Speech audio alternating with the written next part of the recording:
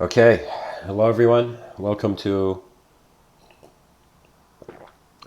today's episode. Hopefully, my voice is loud and clear.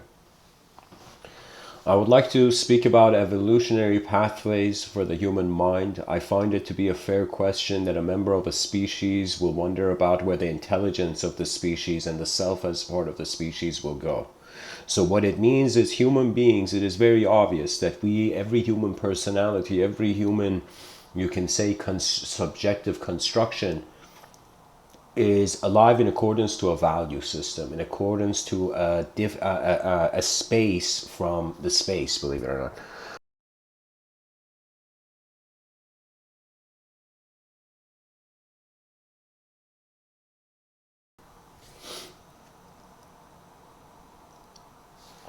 We look at history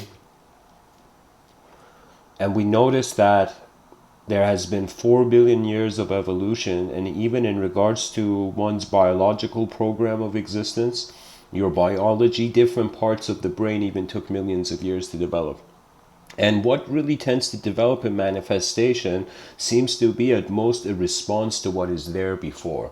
So what it is that sometimes I don't remember what they call it exactly, but it's when you wonder about the source of something, you go towards an infinite regression, and when you reach that infinite regression, literally the meaning of the what's in focus becomes nullified.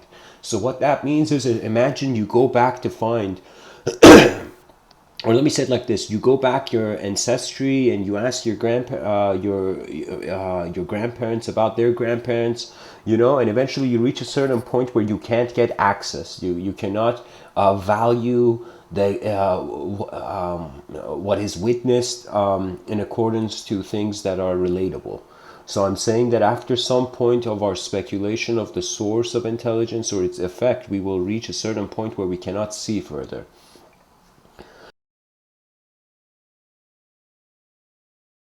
Now, there has been many philosophers in the world who have brought our attention to language. For example, Ludwig Wittgenstein says the limits of my language are the limits of my world. And he even felt in his own philosophies that there was the most important part of his philosophy he could never write.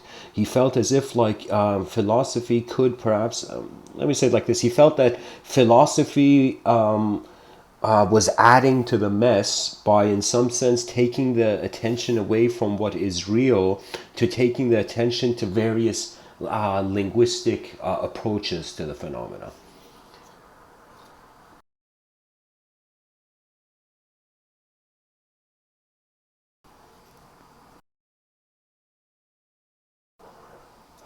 So, in other words, when considering about an evolutionary pathway of the human being, we have to consider how language is the limits of conscious reality.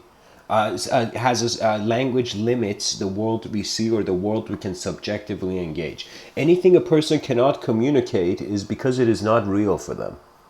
I understood this early on, that I've wondered why was it that one person did something that they felt so as if it was second nature for them, but for another person it was as if something new and unable to handle.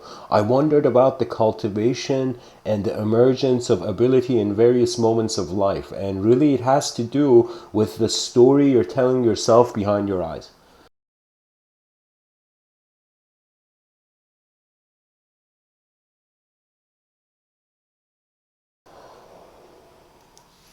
So the evolution of the human being can no longer just consider an objective landscape, but we have to also entertain subjective landscapes. And really, what communication is between people is actually different inner worlds being bridged through agreement on symbology or on certain visions.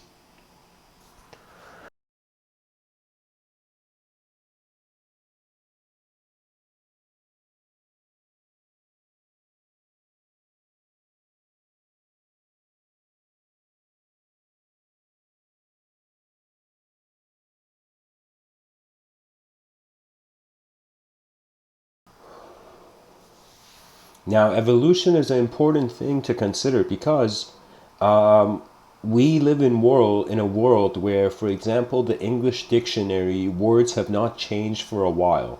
The users of words have changed, but the user of the technology of language, the user has changed. The technology hasn't changed, and the technology is the alphabet of meaning, the linguistic technology. So really what it is the next evolutionary, you can say, pathway or direction of the species has to do with becoming aware of subjectivity, has to do with becoming aware of the subjective realm. Now, what this means is that if we say we have an objective self and a subjective self, well, it's very easy to think about the evolution of the objectivity because it's around. But when we think about the evolution of subjectivity, it's evocational. Every day you wake up, it's like new subject, new day, new world, you know.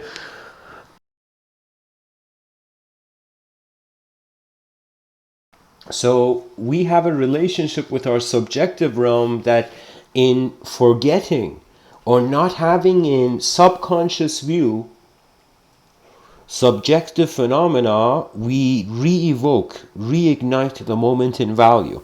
That means think about all the moments in your life where you had a sort of view of what was going on, and suddenly as you went through that experience, suddenly it was as if it was a totally different situation. There are moments in this life where the world awakens us from ourselves, from the world we live in at first.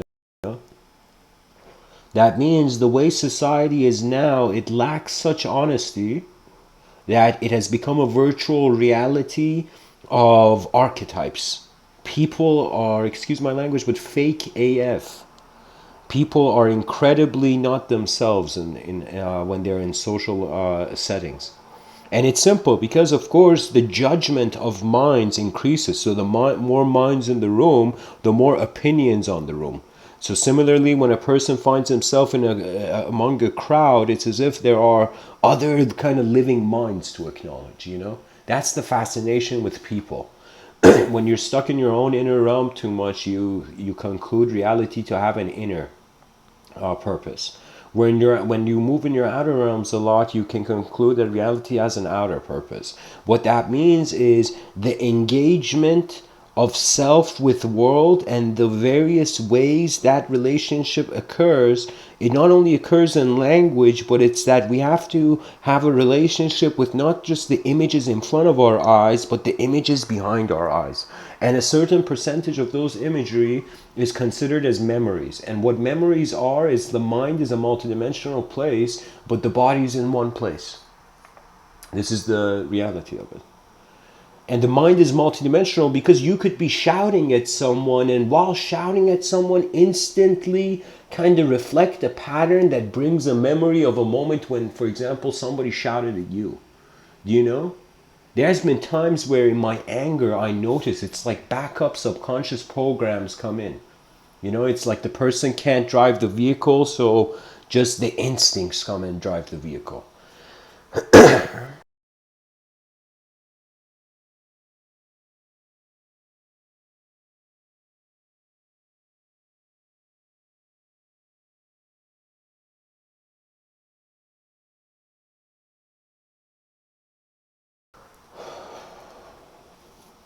Language is a fence where through it you can see reality. But you also see the fence.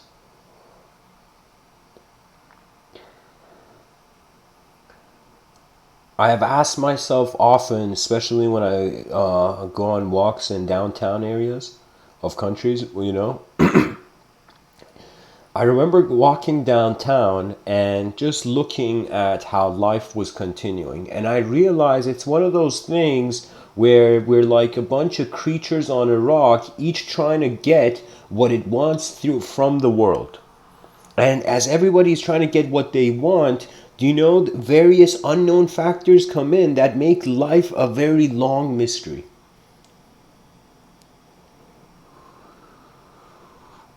I was walking and I was looking at the stores in downtown Toronto. I was looking at all the different kinds of stores there are, and I asked myself, is this what an advanced civilization looks like? And I realized no. An advanced civilization is not a civilization that is just how can I tell you, our futures are more real than our present. That is why many people are insensitive to what is actually happening now. Most people are living in the futures they want. And to have an ability to observe that subjective simulation and to be like, okay, I see what I can want from this world, but what does the world want from me? And as Rabindranath Tagore, this polymath from India, this incredible poet, he says, I slept and dreamt that life was joy. I awoke and I saw life is service. I acted and behold, service was joy. So it's an evolution of the psychology of the human being that it feels something serves it as joy, to realizing its own service to the collective system is the highest individual joy. Do you see what I mean? There will come a moment where individual life will become meaningless because the collective life has become meaningful. Right now, where we are in 2020 is that individual life is more meaningful than collective life. Do you know? And of course, we can say we have 8 billion, not just different creatures, bodies of human beings, we have 8 billion minds. And these minds inspire the body in accordance to their intelligent capacity and their direction. Really, and when it comes to discussing the intelligence and direction of the moment, in some sense, we're speaking about the speed of phenomenology and the direction of how the phenomenology is going to be evoked. You see, on some level, behind my eyes, I find it sometimes easy to speak. Is because it's like imagine like someone on a helicopter flying over the whole town. You get to see the whole town, and now you can choose various elevations of how close you get to a subjective phenomena, right? The most simple subjective phenomena that everybody has access, that you don't even need proof for, is who you are being right now. Your name, your name, your personality. These are subjectively held in the moment. They have subjective roots. But your physical body has objective roots. Now, I'm not saying that the brain doesn't project thought, but I'm saying that Rene Descartes caught on to the mind-body dualism, kind of feeling like, okay, the body, biological laws occur in a certain way, but how about when I close my eyes and I think about like imagining an object flying into the air? I can easily imagine it when my eyes are closed, but in reality, like in that imagination, in that visualization, the laws of gravity don't act. That means I have visualized a lot of objective reality to move differently. The mind seems to be not just aware it is a self, but to also be aware that it can be different selves, different senses of being, different inspirations and actions. And really, it's so fascinating how much of life is code-like. Because if you see people on the street and you go talk to them, you see eventually it's like their minds will bring forth a sequence of conception. Anytime you listening after some point, like you care about the sound of the guy, the voice of the guy, the tone of the guy, but then there will come a time when you listen where you're not listening for the tone. You're wondering about what movie is being projected by these words behind your eyes. And that's when the exploration of our inner realms becomes of prime focus for the species. If we think we know, we will not ask questions. If we feel we don't know, we may get obsessed with answers. Therefore, the ultimate stability has to come from a courage to live in a new way to yourself or as yourself.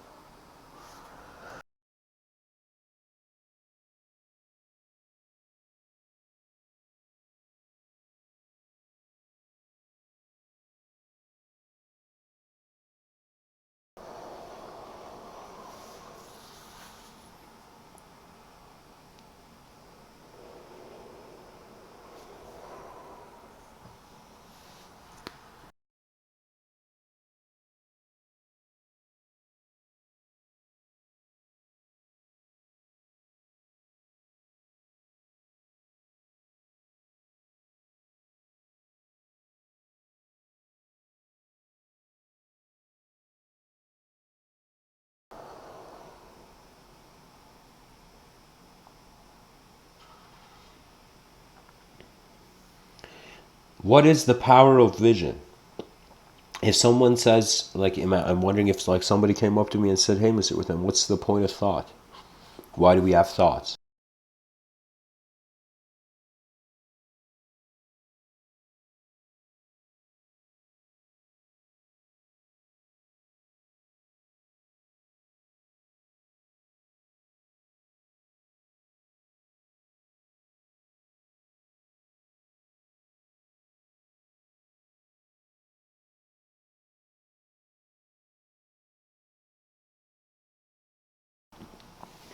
I would say a person has thoughts because the world is not enough. Because just to be creature sight hovering in the void is not enough. Just to exist as a human being is not enough. It's living, true living. And living doesn't necessarily mean it's just objective activities. It means the strength to be true to your own truth at first. And the only way you can be true to your own truth is if you observe your truth. So let's say, let me put a playful example. Imagine, or let me just tell you an actual thing that's happened in history. There was idol worship, people worshiping objects, centering their attention for the whole lifetime, imagine, was revolving around that object. Okay? So after object worship, what happened? We got rid of object worship and we went into subject worship. Then we went into attempting to find the subject that could explain all of objectivity. We eventually came to realize that to our singular dimension question, there is a multidimensional, or for example, to our, we are trying to find the answer in one dimension, but the question is multidimensional.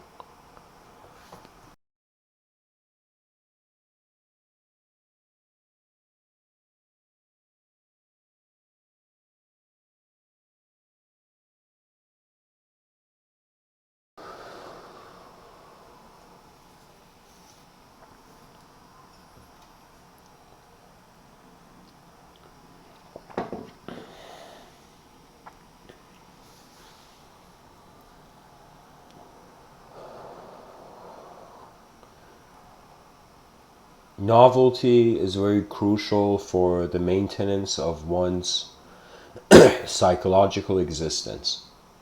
A human being has to do certain new things or they will feel they're not changing enough. Do you know? And so those new things can be done in accordance to others, the voice of others, or the voice of your real self. Now, your real self ultimately is just energetic direction. Its attention is really energy's focal point.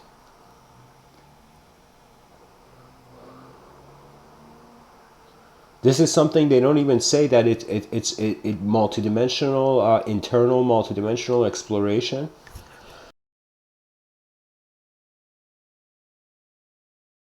Or another way of saying, man's attempts to make the conscious will test his conscious references. That means there are certain states of being where it's not individually conscious. You cannot enter that state of mind unless you're just the pure witness. It's like a state of mind where ideology is not allowed into the party. Do you know? There are certain states of mind where man finds himself part of a greater story of nature. There are certain moments in life where man finds nature's intention to be his story. You know?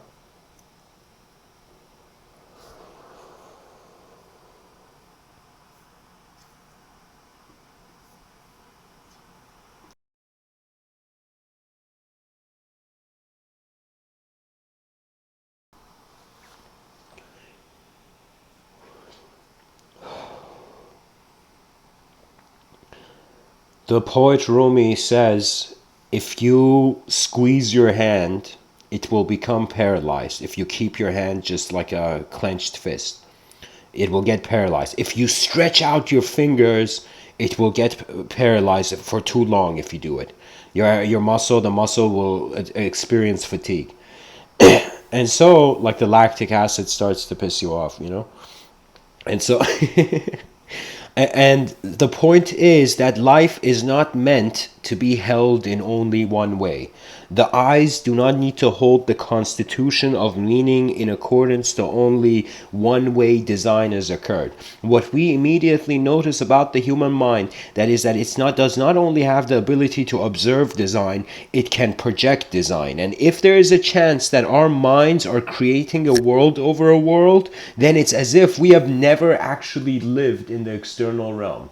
We are internal fields of intelligence that externally feel they are human beings about to face extinction.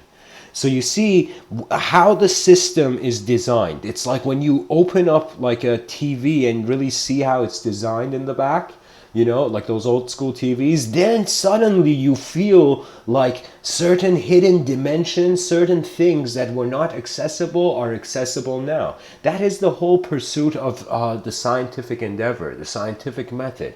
It's like somebody says, why do we even need a scientific method? Because we want to see the inner workings of reality. We want to see beyond the skin of the surface of the conscious matrix of being. And what I mean by that is the question is we want to see what's underneath the hood. And to find what's underneath the hood of reality eventually takes you to your free will, which is the soul of the moment. So you will eventually realize either life will feel kind of like empty, or it will feel that it's as full as you make it. This whole subjective interpretation upon objective reality is so crucial because it has to do with energy levels of the being. You can notice the shift of the psychology of the being. The psychology of the person, the psyche, is just a vehicle for the moment, to be honest. Your personalities are never you. They come and go in accordance to the environments you're in, and also how the inner environments shift as well. Do you know, for example, somebody late for work may be doing something, totally forgetting about work for a second, and suddenly being like, whoa, I'm late. The moment the idea comes, the idea motivates the external behavior. That means nothing changed in the room the guy was in, something internally changed that made him run out the door. Right? So that attention to one's inner being, it's honestly an uncharted territory. It's unexplored. That means we have explored a lot of places on the surface of the planet, but we have not explored the nature of the inner phenomenology that is even keeping the outer phenomenology. That means if I ask you right now, is an objective phenomena seeing an objective phenomena? You'll be like, yeah, I mean, I could totally see the body is here. And the body leads to eyes, and with eyes I see stuff here. But if you're asking me, Mr. Within, where my ideas and imagination and all the extra ideas I have on what's really in front of me, all those ideas, they don't have an external source. Do you know what that means? That means a lot of meaning one sees in life is self-imposed. And even the ultimate realization that in the mystical context led to liberation was realization of the self-generator. You are generating yourself in accordance to how your attention and energy levels are a movement as the moment. So do you see the evolutionary pathway is now taking us to is asking us to step beyond our subjective realms. And the fruition of the subjective realm will be cyberspace culture. That means imagine your great, great, great, great grandchildren are going to school with robots. Nowadays, the teachers act like robots, but in the future, maybe the teachers will be robots. Who knows? But I'm saying that you can at least see the cultures that are present, and you can see the players on the field. You know, we cannot see the future of the game, but we can see the players on the field, and we can know their, in some sense, performance ability.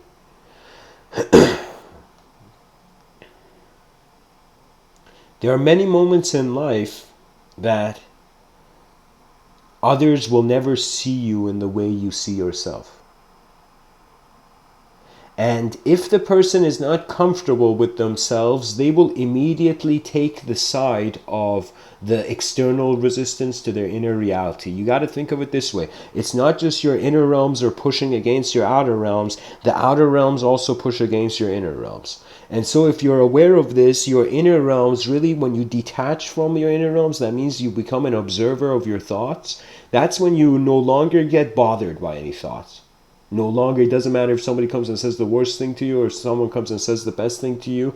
You go with the pleasantness of how the moment is required to be responded to. After some point, you see a lot of, we think we need thoughts to live. Actually, it's the other way. Thoughts need us to live in order to live. Thoughts, we don't know this. I call this the language war. It's all the ideology present now on the planet that is trying to linger on by staying in the attention of people.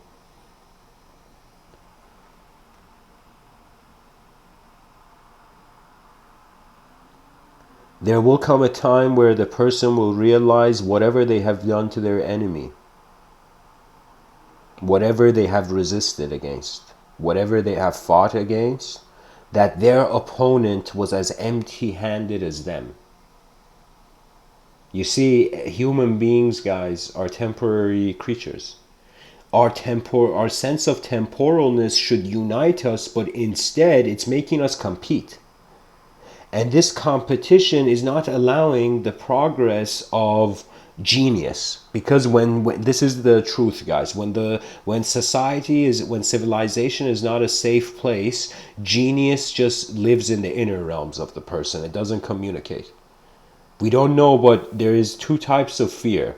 There is a conscious fear where it's like that's urgent and you got to give a response to. Imagine like an earthquake's happening, fear. Okay, listen to that fear, re-engage it. But there are moments where I call it a subconscious fear, like a fear that you can't see but appears as an emotion first rather than a kind of rationalizable kind of thought.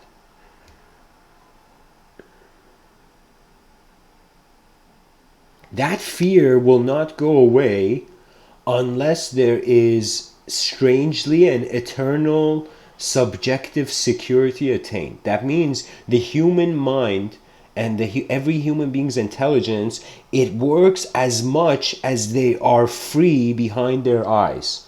It's a sort of inner authorization. This inner authorization, because most of us value externality, doesn't really change. It's like you're given a set of hands, like a set of cards, like poker.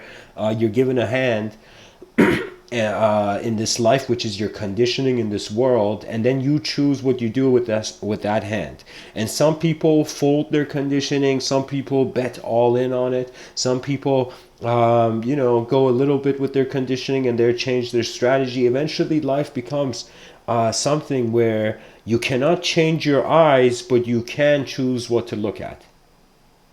And that's the true ability of the mind, choice. Choice in its own realms of creation. That is what thinking is. Thinking is flying over a city of thoughts. Thinking is designs that have been granted greater animate potential in accordance to the attention of the moment's viewer.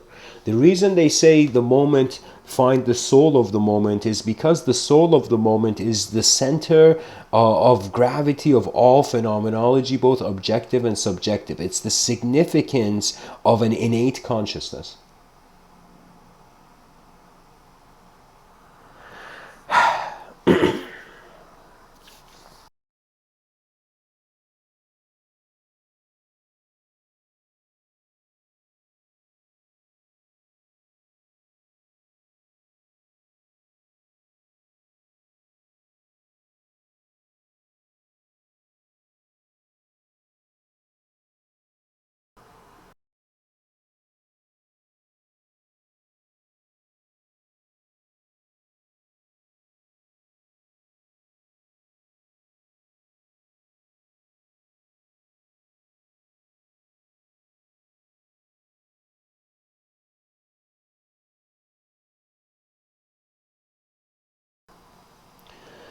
There's a story.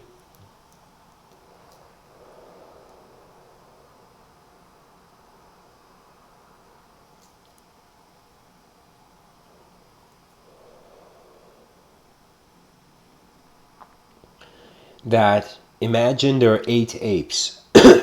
This is a story I kind of conceived.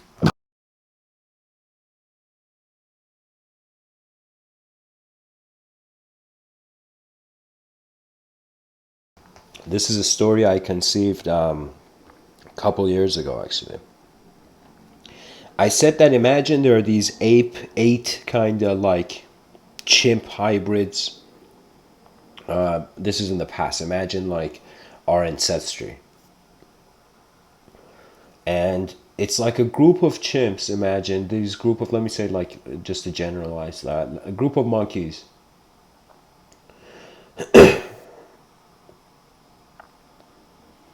Okay, whatever. But 8 chimps are standing, and suddenly one of the chimps, sorry, 8 chimps are just being chimps. None of them are standing. They're just chimps on being there. And then one of the chimps says, guys, I feel there is something coming. And there is the friend of this chimp that says, whoa, something is different. Something is coming. And then the third chimp is like, nah, man, you guys don't know what you're saying, you know? And then the rest of the chimp make fun of it, and they're like, what do you mean there's this new kind of evolution or coming or whatever? You know, we're just chimps. What? We're going to evolve in ways of eating the banana? All the chimps laugh. Suddenly, the second chimp says, no, guys, no, there's something is coming. And then the third chimp, sorry, not the third chimp, the first chimp suddenly stands up. And when the first chimp, I feel I'm missing details of the story that I said, but anyways, like the chimp stands up, and when he stands up, the second chimp's prayers were like answered. He realized it is true. When realities emerge into members of civilization, they emerge in minds, and then if they are kind of embraced by the overall field of intelligence of humanity, then they emerge and live through time. It's like every author knows before they hold the pen, the idea is just in the inner realms. You can't do anything with it. Do you know how many, with every talk I've given, do you know how many ideas there has been that I could not say a single word about? They were just glimpses in my inner reality, and there was no way for me to kind of share. And for a long time, I dwelled in this isolation of feeling like, it's like I had on one angle the question of like I didn't know what my intelligence was. I didn't know. I noticed I have no idea who is looking at all these thoughts that I have, right, in the moment, as me. You know, so there came a sort of self-inquiry, but then with that self-inquiry, there came observations of how that self was actually being the world. And the ultimate realization that man's intelligence is nature's intelligence means the ability of man to actually return to nature. The evolutionary return to nature is like a mature return to nature. So they say in yogic practice, they say there is 2 kinds of virtue. There is the virtue of the person who's innocent, and then there's the person of the virtue of the person who's like, imagine children, they're innocent, they're virtuous because they're innocent. And then you see the child who's become jaded and seen the battlefield, the person who's been to the battlefield and back, and then that kind of virtue, how they still are decent after being through a lot of indecent stuff. You see, so it's one has there's a maturity where the person has experienced the chaos and now is okay with the order, and there are people who are just okay with the order because they don't know what chaos is out there. Both those beings are virtuous, yet one of them has the responsibility of acknowledging a more sophisticated landscape. So that's what's happening. We're not returning to nature just like in a way where the caveman was. We can never be like how our most primitive ancestors before language were in nature. Our minds have been exposed to the realm of language. We've kind of like, we can't not unsee it. Because we have seen it, that means it's kind of like realizing the complexity of the objective realm entangled with the subjective realm alongside with various emotional peaks and troughs in this journey of life. And then you see at the same time there is like that. It's like confront your chaos. Those people who've experienced chaos earlier in their life, you may feel you were unlucky, but let me tell you, in the long run, you were luckier. In the long run, you got to see the real face of the world rather than hovering in an illusion. And that illusion is necessary. That means it's like, if a young kid comes and asks too many questions about like my talks or whatever, I'm like, after some point, I will look at that kid and be like, kid, forget me, forget my voice, just go live. And that trust to live will bring enough content for the mind to attain a velocity beyond this dimension. So the only way you can say we can have multidimensional velocity, is if the direction is from one dimension to another. It doesn't matter the speed, to be honest.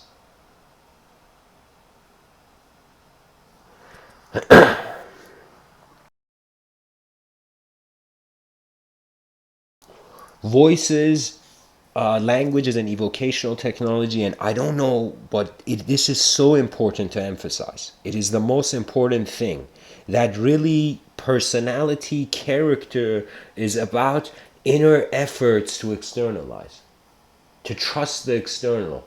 Just like how the author has to trust the piece of paper is going to be there when he writes the words. Similarly, in life, you got to trust the efficiency of the system, and kind of like just write in this world. So that when I say live, that means write. And in order to live, you have to trust existence. And you trust existence in two ways, either through an emotional conclusion or through a rational conclusion. An emotional conclusion means how you feel is dictating the value of your thoughts before really what those thoughts are. Rationality is actually fascinating in the sense that it separates itself from the irrational by constantly reminding itself what the past pattern was.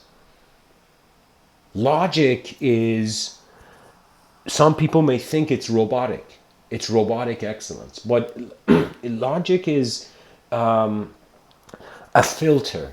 And that filter is in accordance to past familiarity, past values. So if I wanted to judge myself by who I was yesterday, well, I've had so many yesterdays. Imagine somebody said touching a cup, like grabbing a glass from a cupboard is a sin. Imagine like grabbing a cup of water is a sin. No man should touch a cup of water, you know? So how many people do you think it will take that they will not touch the cup until suddenly one touches the cup to see the way the values of the system were held could be shifted?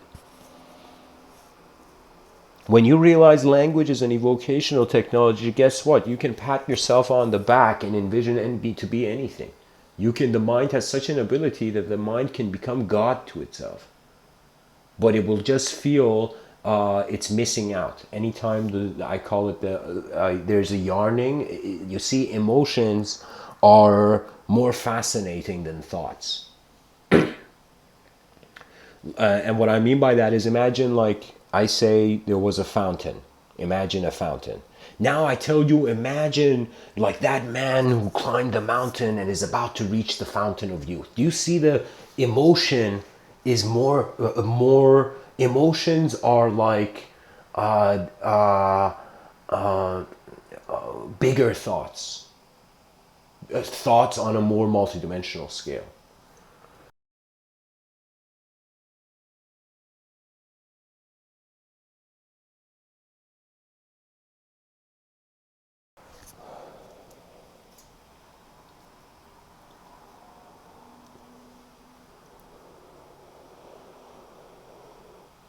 I remember this was I remember when saw this quote online years ago.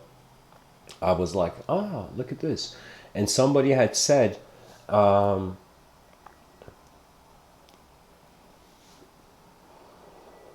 nature is my religion and the earth is my temple. And I remember hearing that sentence and for a moment just being, whoa. It's as if like the universe is my philosophy, and or let me say it like this, it was like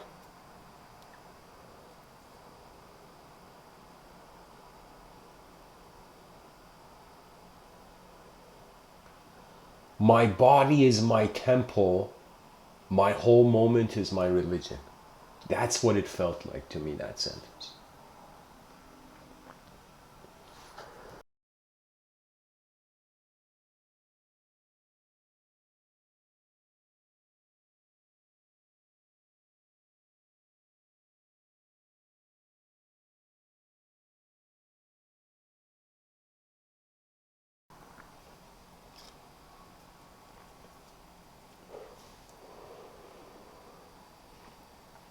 Really, karma seems to get defined not per se based on what a person does, but how they do something. So imagine there's your phone in front of you. Now you can, like a savage animal, beastly, just try to grab your phone from in front of you. Just grab your phone, right? Or you can very slowly pick up the phone. This, do you see this multi ability of being able to instantaneously, intensely go towards something at the same time, very slow, be also able to move? So it's like being able to see that really all psychological phenomena is about how people are responding, how the consciousness is responding to its own content. And so the detachment of the consciousness from the content, guess what? That's metaphysics. That's wisdom tradition. That's the ancient yogis and all those spiritual people you hear. There's a part of spirituality that has face. I'm not fond of that too much. Do you know that means like as I'm speaking, do you know how many like underground groups of people there are trying to communicate theosophically with the world? You see, esotericism is another program. Everything in life is like a program. It is only when you get to know the programmer, that is the attention present in the moment prior to the personality, that true freedom and true vision arises. So I realized, like, why is honesty in society getting bad publicity? And I realized, sure, because society is based on such unauthentic, kind of corrupt. Certain parts of the system are so inefficient that you can't even be efficient to survive in that part of the system. That means the neighborhood is so violent that you can't act peacefully anymore in the neighborhood in order to even defend yourself. So when that's the kind of world we're living, it means really the concrete jungle is a perfect name for it, because it's still a jungle. And when there is competition, there is values will get destroyed in it. But when there is collaboration, values just increase.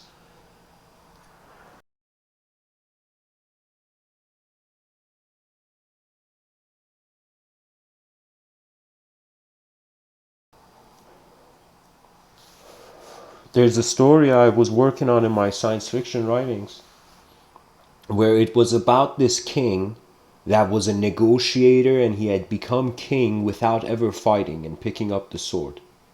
And so the story is that at the end, the king is speaking to his assassin, you know, and he negotiates his way out of his assassin killing him. And this is king is talking about how his mind was a king before his body was. Napoleon was also like that, by the way. He was emperor in his inner realms way before he actually became emperor in the outer realms. Similar to, even, I think everything's like this. For example, this Mr. Within idea, it was just basking in my inner realms for a while before until I decided to create a channel about it. Right? So there is something fascinating in regards to the relationship we have in life, and how life becomes, in some sense, a vehicle for experience.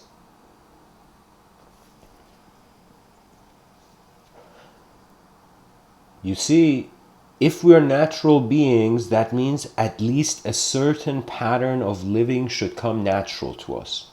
So I thought every DNA is like a Rubik's Cube. Every human being with their own unique genetical line is like a Rubik's Cube that that person has to solve for themselves. Do you see? It's about kind of inner exploration before outer exploration. To really know who you are as a being doesn't necessarily mean it's going to be a conceptual thing. That means I am constantly emphasizing this. That's every time you hear me in these talks talk about the language threshold. I mean, there will come moments where the dimensions that experience has access to, conscious experience has access to, transcend any dimensions of, the consciousness being aware of subjectivity. So words, we can be playful with it. It's a technology. Language is a technology. This is why even Aristotle says it's a sign of an educated mind to entertain a thought without accepting it.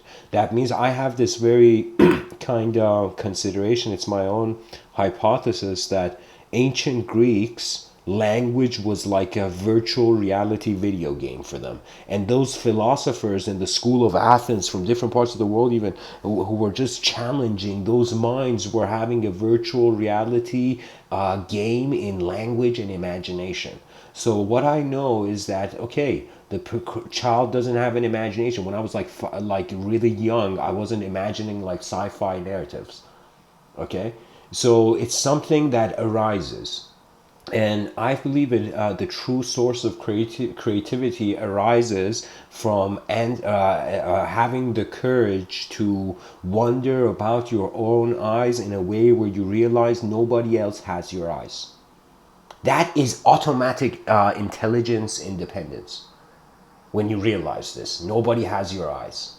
Nobody can know what you know. Now, after you realize you attain a sort of independence of consciousness, you're like, whoa, I'm being this human form with attention in the moment, feeling like it has access to a world. How cool is this? How cool is this that we're some evolved biological creature? Now, what we do with this may take us to certain stages of knowledge where the unknown has to be considered. That means the bodhisattvas appear in the world only when enough Buddhas can wonder about the unknown. So what I let me say it like this. Life is not, if life is multidimensional, rationality in one dimension can be irrationality in another, therefore rendering the whole philosophical landscape as void to begin with.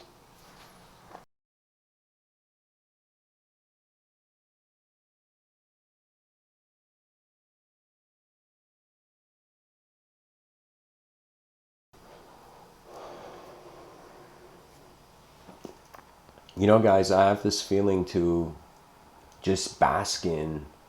I want to go into a quote tunnel of Wittgenstein. Wittgenstein was, honestly, if he was here alive now, I would probably take a selfie with him.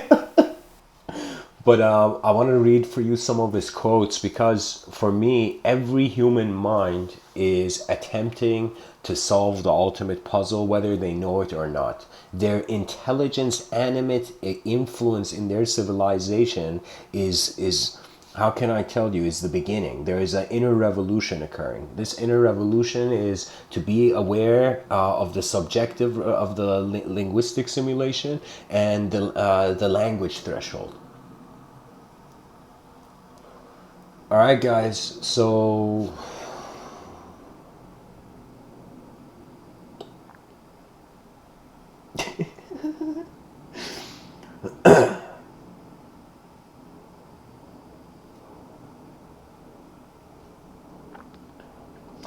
sorry, guys. I just reached an online page where I'm reading a bunch of quotes, and it's not what I was looking for. But maybe I should read this. Whatever.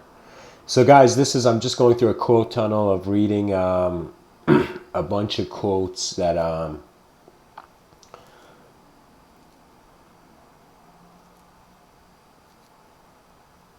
gonna just read it here. Winston Churchill. All the great things are simple, and many can be expressed in a single word: freedom, justice, honor, duty, mercy, hope. Ralph Waldo Emerson tells us to be yourself in a world that is constantly trying to make you something else is the greatest accomplishment. To be yourself in a world that is constantly trying to make you something else is the greatest accomplishment. That means even though seeing dishonesty, yet still being like, all right, fuck it, I'll stay honest.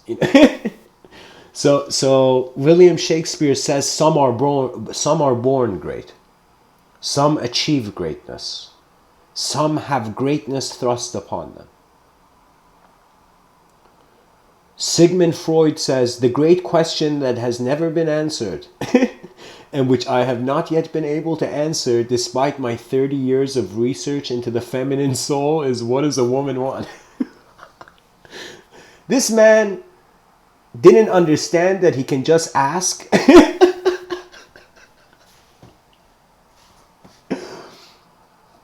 Oh man, the next quote after this is from Helen Keller, guys. Maybe this is a response to Sigmund Freud. Helen Keller says, I long to accomplish a great and noble task, but it is my chief duty to accomplish small tasks as if they were great and noble. Wow. I think Helen Keller just enlightened Freud.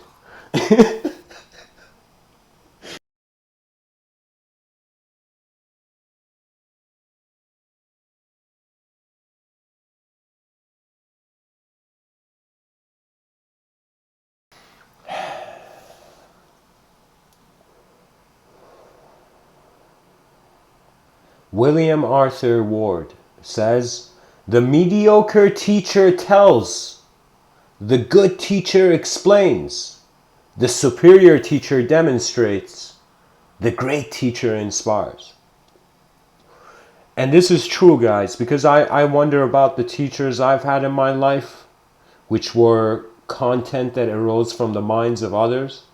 And I remember the ones that inspired me were ones that were giving the extinction first, but then saying, now it's your turn. That's it. We are, all that the human life can do is burn bright like a beacon, and until its last moment, just give the beacon away and gently close its eyes to the world that has shown it infinity ad infinitum. Vince Lombardi says, I firmly believe that any man's finest hour, the greatest fulfillment of all that he holds dear, is that moment when he has worked his heart out in a good cause and lies exhausted on the field of battle victorious.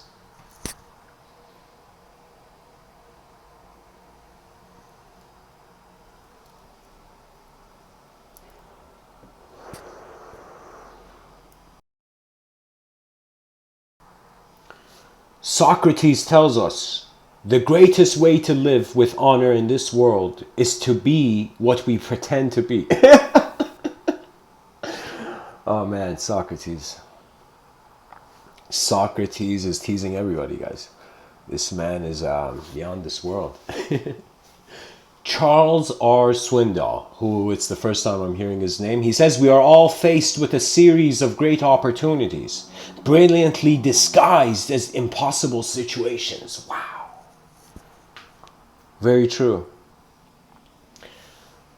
Guys, I want to just comment on this quote from Charles Swindoll. He says, we're all faced with a series of great opportunities, brilliantly disguised as impossible situations. That means in every moment that your human mind has envisioned an inefficient outcome, in every moment where it has lived inefficiently, it could have been efficient. This is the ultimate regret. There are certain regrets that your human body has, certain things that you could have done better, you didn't physically, but there are certain internal regrets, certain ways the mind could have roared, but you did not. And that's what I'm trying to kind of like make sure, like these talks of mine are a backup system to make sure the free will doesn't unmotivate itself into non-existence.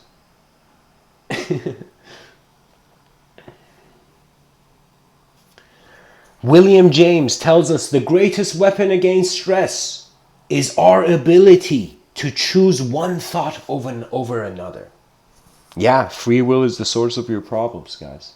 That means that's free will is the solution to all your problems. You just have to realize nobody else has your eyes, and you got to live for the worlds that are accessible to you.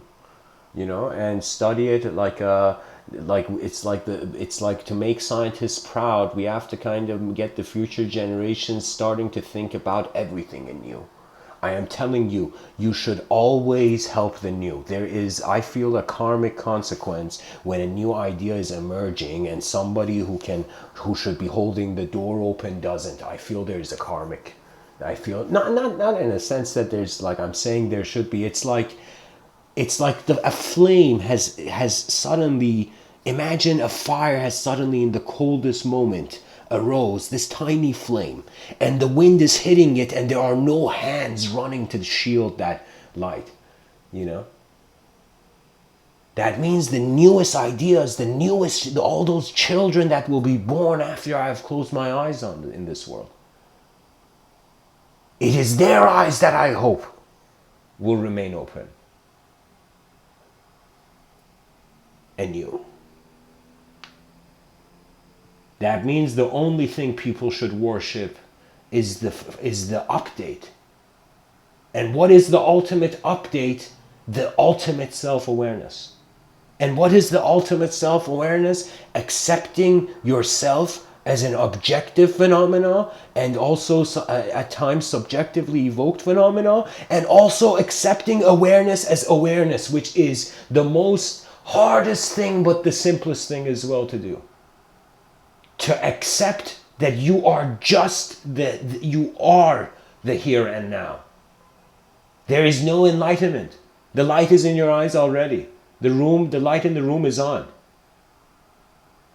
The cosmos has awakened. Now it's wondering what to do, and it is getting too lost in dreams of its inner realms without realizing, God damn it, there's a civilization here. And what do? Sit in our boxes until a savior comes? What if the savior is just somebody sitting on a chair and he's waiting for someone to come and tell him to get up from the chair? You just have to get up. That means before you want a savior, ask yourself if you can save yourself. And that's the liberating thing in life. The free will is the greatest weapon. Your free will is your mind. And that's why I say we're creatures of attention. So anyways, let's keep going with this quote tunnel of greatness. The theme is greatness. Literally, guys, the webpage I'm open, on the top of it says great quotes.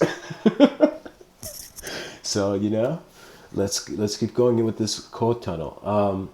Nelson Mandela, he says, after climbing a great hill, one only finds that there are many more hills to climb. Albert Hubbard says the final proof of greatness lies in being able to endure criticism without resentment. David Hume, next in line, says, heaven and hell suppose two distinct species of men, the good and the bad, but the greatest part of mankind float betwixt vice and virtue. Yes, the pilot is not defined by the elevation. The pilot defines the elevation. Your attention can reanimate the vision of your world. So your gentleness in your inner realms and your ability and your strength in your outer realms are literally your planes of existence here on Earth. And it is not too soon. It is actually it has become too late. People should have, we should have had galactic archetypes enter. That means I feel like there should be a law that any organization, that the economical system and the educational system, they're going to have a child which is going to become the future of civilization. What that means is business institutions are going to become like schools, and schools are going to become like business institutions. And what that means is there is an endless process of education, and there is an endless value given to that search. So really, the human being can't maintain all dimensions. You know, if we make the requirement of the job mechanical, then the human being has to repeat. And too much repetition kills the inspiration inside you. That's truth. That's like somebody who was it. He said, habit is the decay of the mind. When you do something too much without it, having and adopting new dimensions, you feel like you are stranded in the past. Rise, mankind, rise, for it is the only time.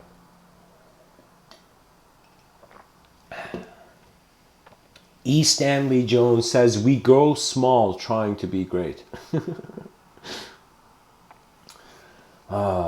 People.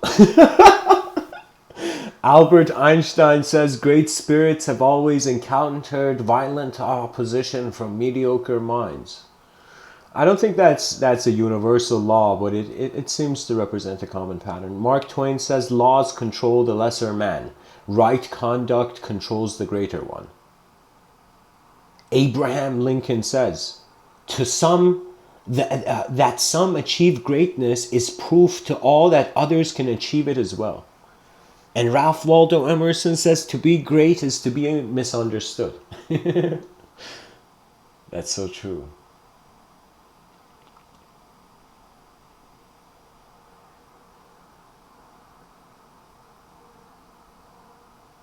Homer, he says, and what he greatly thought, he nobly dared.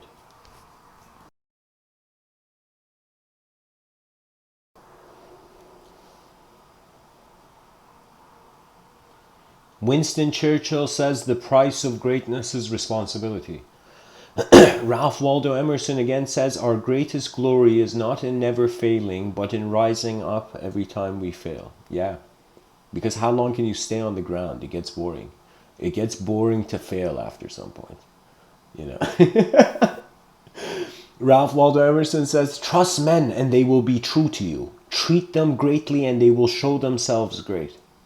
And this is so true, guys. This is a kind of global calling, actually. I've spoken about this, that we human beings, even though others appear as objects to us, we have to be conscious that they appear as subjects to themselves, and we have to respect the inner subjective landscapes of people.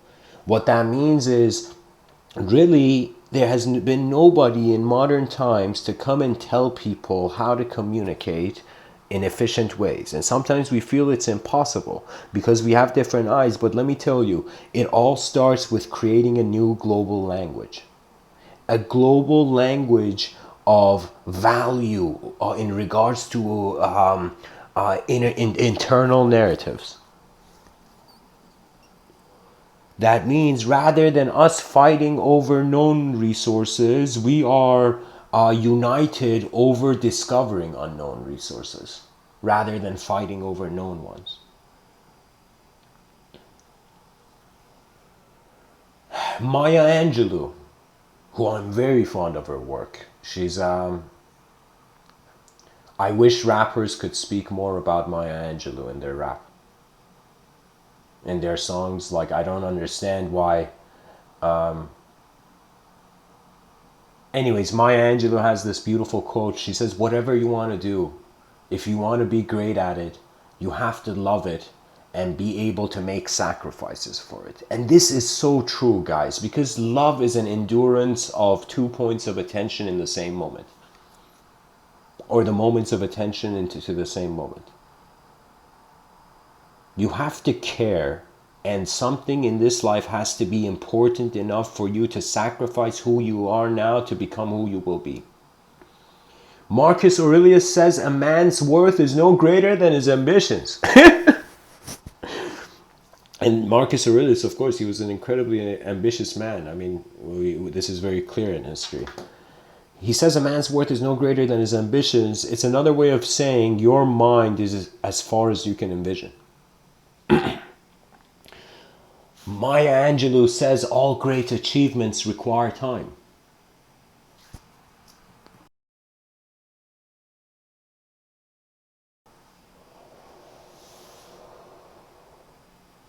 Friedrich Nietzsche says all truly great thoughts are conceived by walking.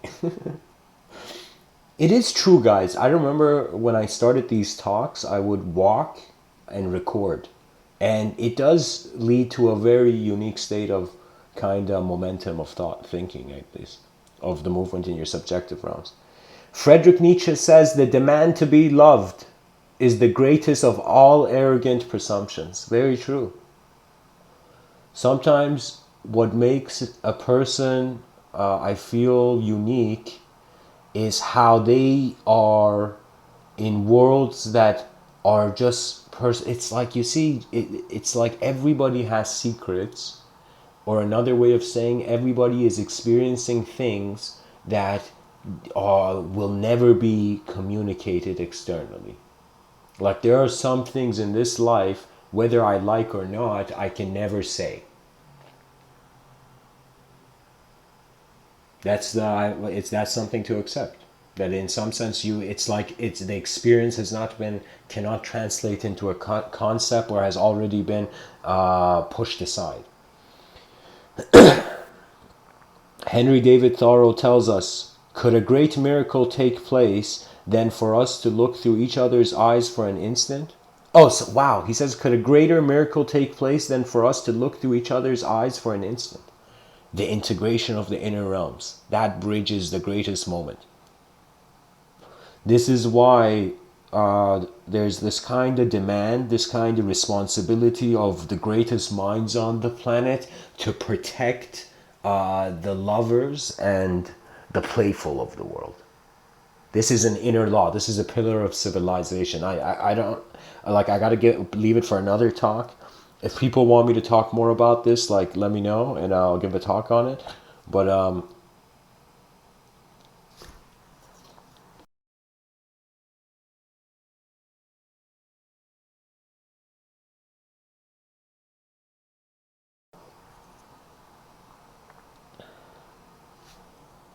sometimes the voice of the world cannot be heard with the ears. It's the honor you find when you see how every human being is looking at the extinction of the species and is standing their ground, continuing. Any human being that lives on this planet is like, you deserve a medal of honor, because you have chosen in the void to move forth. There is nothing greater. Muhammad Ali tells us it's hard to be humble when you're as great as I am.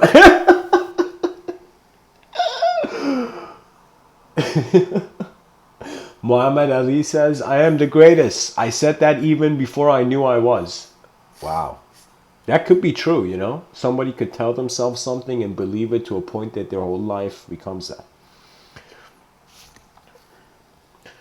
Plato says the first and greatest victory is to conquer yourself. To be conquered by yourself is of all things most shameful and vile. Wow. To be conquered by yourself.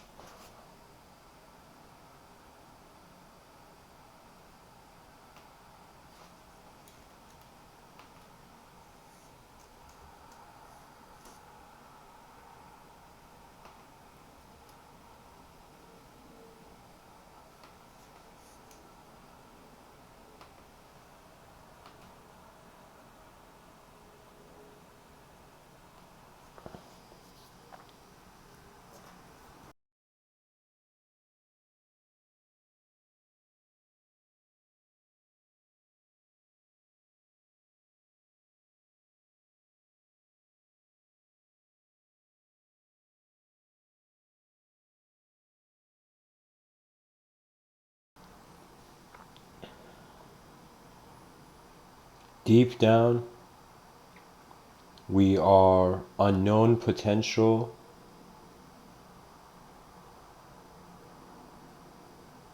kinetically manifesting as reality. We are all projectors, and the human brain is so fragile and sensitive that even a disturbance to it can shift perception, of course. So your vehicle has a life limit. You can't have this car forever, you know? And so while you're in this vehicle, one has to wonder, okay, I suddenly see myself, my attention awakened in a biological intelligence. Okay, cool. So what do I do with this? And then eventually you're going to go be pulled by what you're drawn the most towards. That means there will come a vision out of all the visions of your life that will break you into 10,000 pieces only for you to see that you are every piece. Every time in this life where I've had a moment where I knew a karmic consequence was occurring, I I could tell you there's been moments in this life where I have been shaken, literally like the experience shook me. And when the experience shook me in that moment, I was just asking just like my internally, I was like, what am I not seeing? What am I not seeing? I was in this kind of like frantic, oh, what have I missed? What have I missed kind of mode. And one's strength is really defined by what they have endured rather than what they can endure. The past is there to give us access to unique modes of behavioral navigation in civilization. And I feel I'm saying something very down to earth, guys, that on this earth we have to wonder where phenomenology is going now.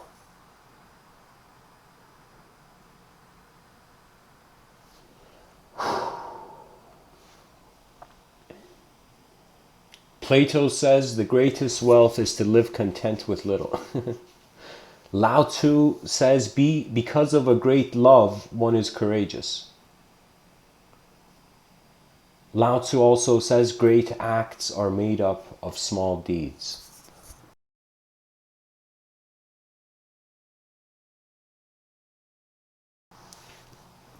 George Bernard Shaw says something incredible: just do what must be done.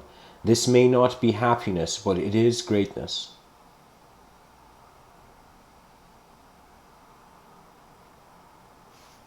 What an incredible quote.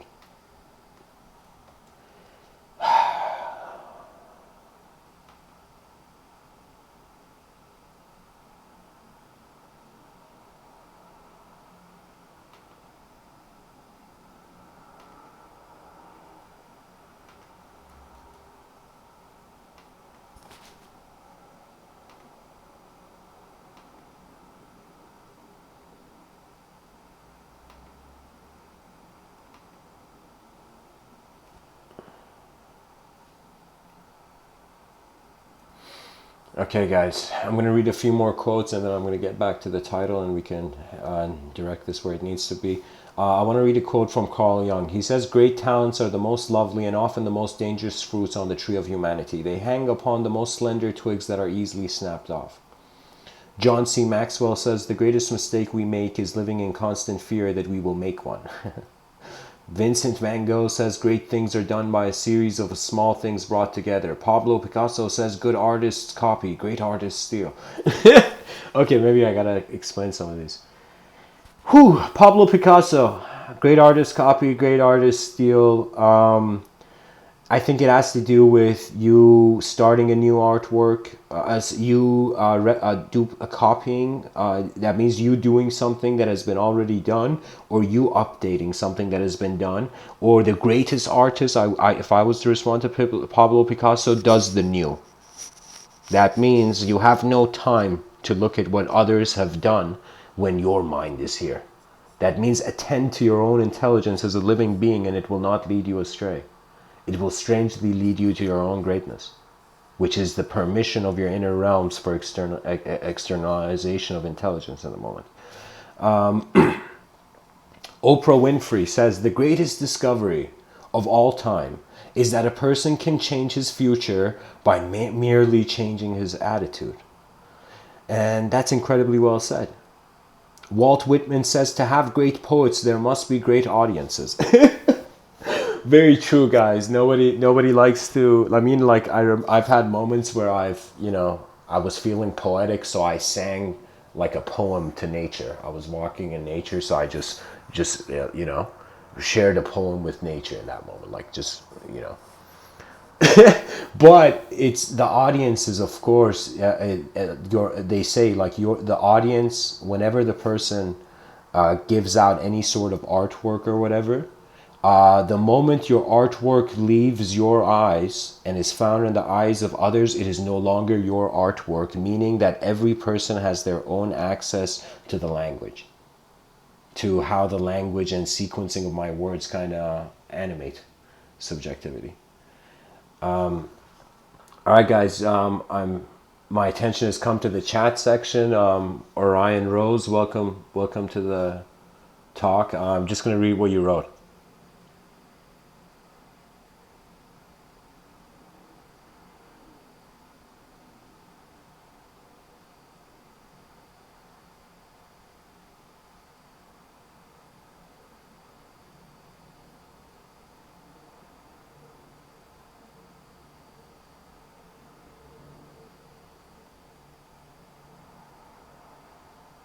So Orion Rose, I'm reading it. I'm reading the third your third comment. I agree so far.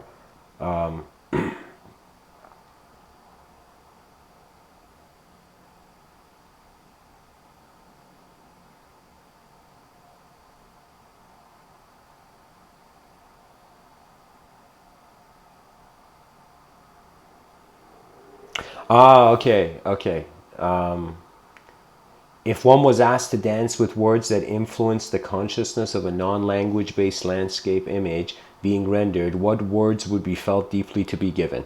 Very interesting. So I'll tell you. Thanks for asking that. That's an incredible question.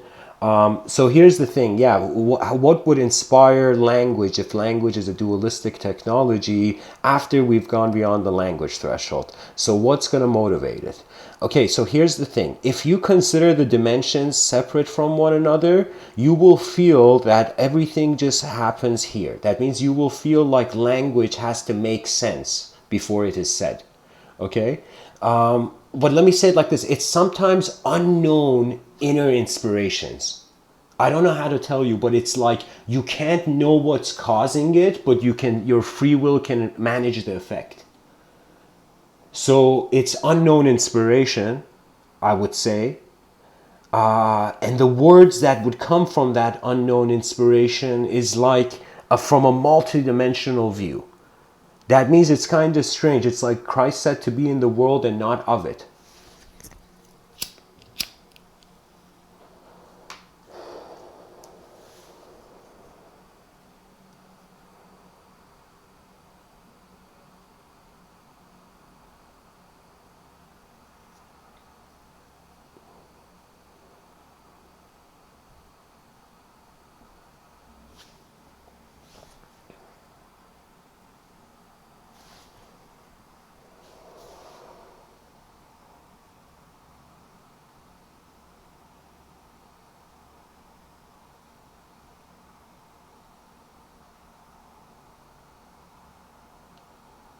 Okay, Orion Rose, I hope you're listening. I just want to say one thing.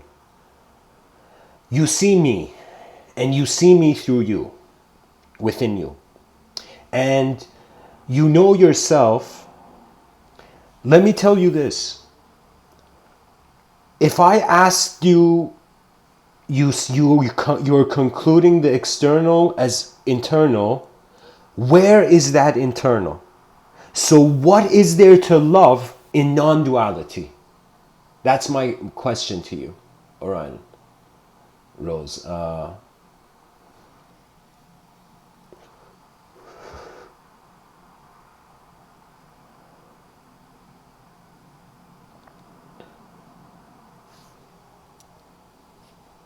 Let me see maybe how much. I'm kind of saying I do understand.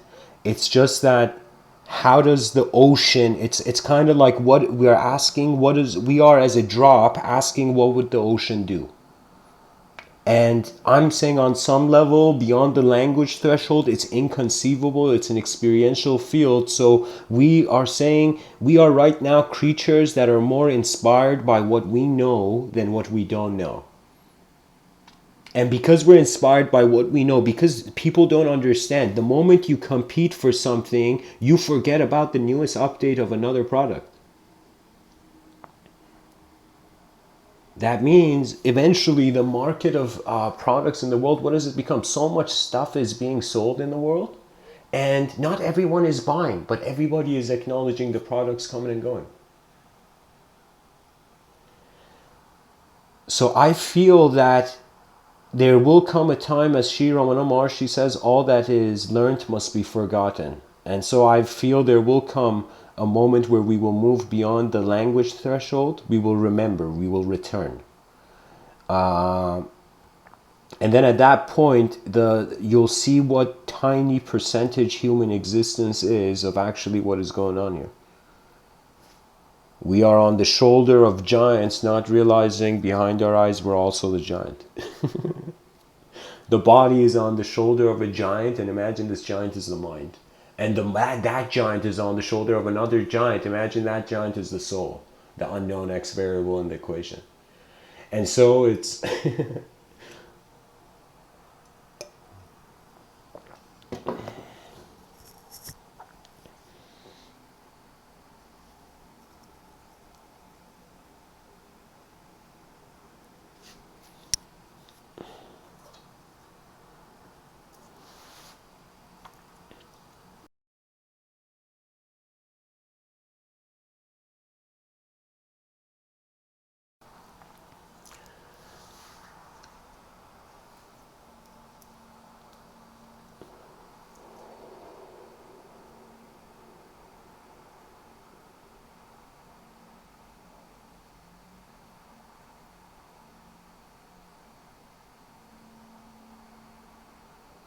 so I see.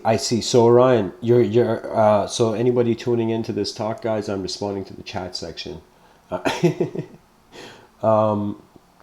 Yeah, I understand bliss, Orion. I understand there is a bliss that needs nothing else. It's unconditional bliss of just being. I know the Satchit Ananda flavor, but I can tell you that there will come a time of imagine you got into heaven and imagine you were there for eons. And after you were in heaven, you're like, okay, what else is there? And so,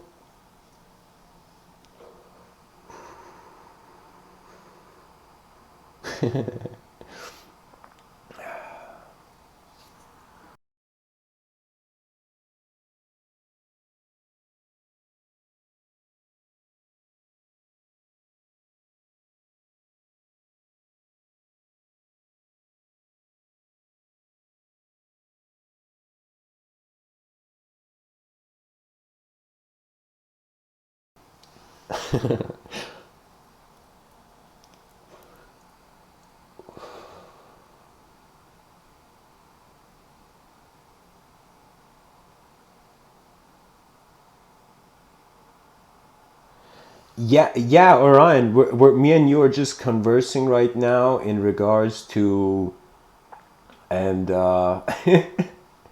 we're talking. See, me and you are like debating, like in the school of Athens, like philosophers. Our minds are having a conversation. Our minds start each from their own domains of experience, and from our own domains of experience, we interpret and kind of come into our conclusions of the world. Eventually, we manifest certain of our conclusions. We accept certain subjective landscapes, and then we become people with inner realms. And Sufjan Johnson, there is no smoking sign in heaven, I think. Not smoking sign, but I don't know.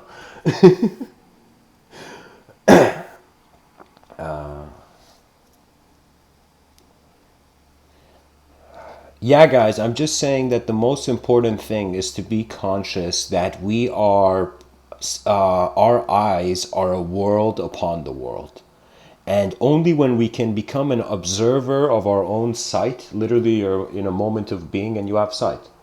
You know, the world can be entangled in any rooms. Do you know how many people there are in the world that may feel one action is wrong, one action is right? Do you know how many, even though we think that there's something called normality. Normality is a beautiful hallucination. You know, it's a calming hallucination, but it's there's nothing normal in a changing universe. So as there's something, as how can I tell you, it's like When things change, how can you not?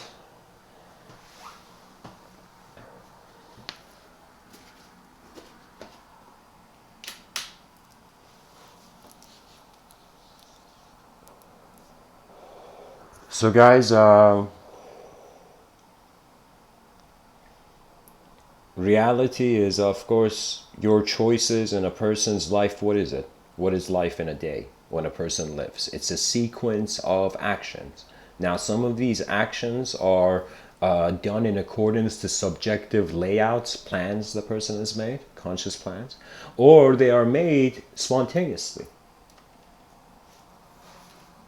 It's like somebody puts on their jacket and all the philosophers in the world run up to that guy. Why?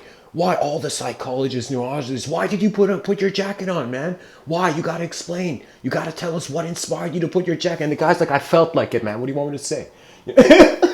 So you see, it's like regardless of plan or whatever, it's that whole evocational nature of language, you know?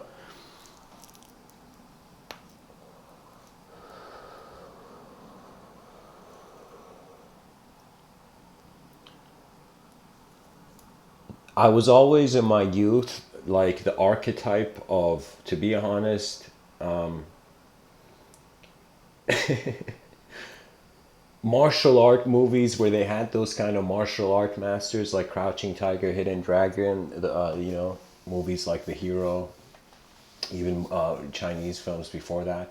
You see, there was always a person who had some sort of ability, but what set the master and the kind of strong student apart was that the master knew when to control desire, but the student did not know when to control desire. I mean, of course, it got a bit fictional, like in Crouching Tiger, Hidden Dragon, the guy at the end is like, I'm moving my blood, you know, like against the way where the poison is going, so I can't hold on too long. It's like that guy could totally be bluffing in that moment, but we can't know. So we'll be like, okay, yes, master.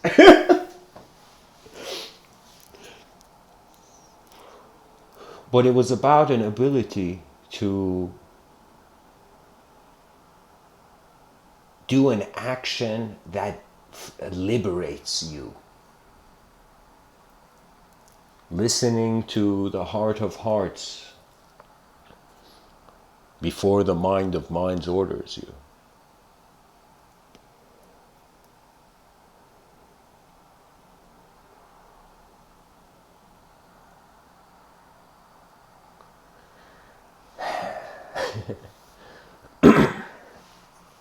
So anyways, guys,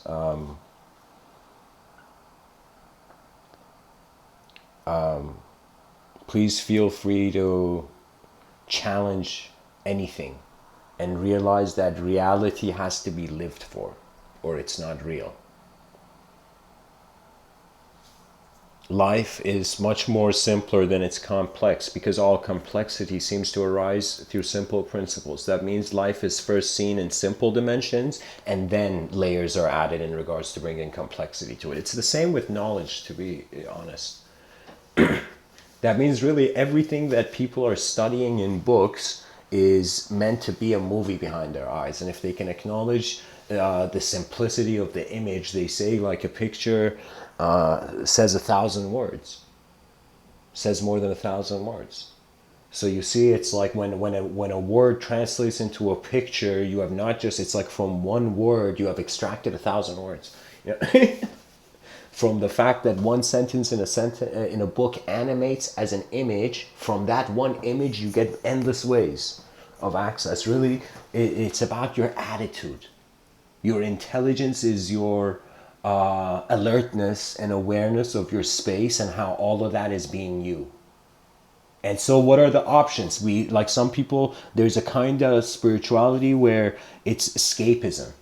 The dude is having a hard time in wherever the creature is existing, so it has to consider it somewhere else to feel okay about itself. It has not even truly attempted to study the nature of what one's beliefs are.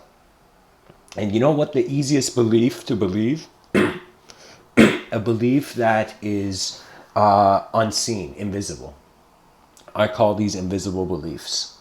That means they are the person's belief is actually being decided based on an emotion that arose from a personal level of experience. So it doesn't matter what they believe, that personal experience in their life is occupying their attention. Think of your whole life as this giant beam. Imagine like from the sun a giant laser beam of like the same color as the sun, kind of like just went through the cosmos. Imagine your birth is like the giant trunk of a tree made of light or something. Like, maybe that's too far, right? Think of your life as from the beginning you've existed till now as just this giant attention, spotlight of attention.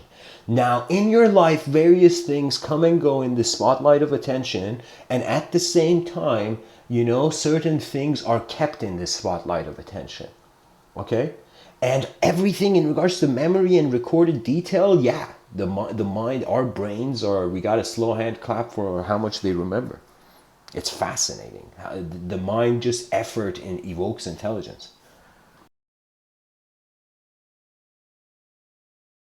And effort can only be fulfilled through vision. And vision doesn't mean defining the world before living in it. It means to be aware that when it's alive, when you see that there's others with minds on this planet, your mind's content doesn't become the center of the universe for you. And that's the humility of the intellect. That's when the true scholar is born. That's when you're welcomed on to the philosopher's table. That means that the philosopher's table is those human beings on this planet where their minds have been able to question a depth beyond the norm. That means we think what is only external is valuable, but no. A lot of value is phenomena in awareness. So for me, the soul is my whole moment. That's the unknown X variable for me. If you're somebody who your mind is an unknown X variable for you, then you'll feel like there's no soul, there's just mysteries of the mind. If you're a person who the body is an unknown X variable, you'll feel even you're not from this planet. You'll feel you're a stranger in the earth that has extended you. That is possible, guys, feeling a stranger in your own home. That's when the inner realms have not been attended to, but the outer realms have.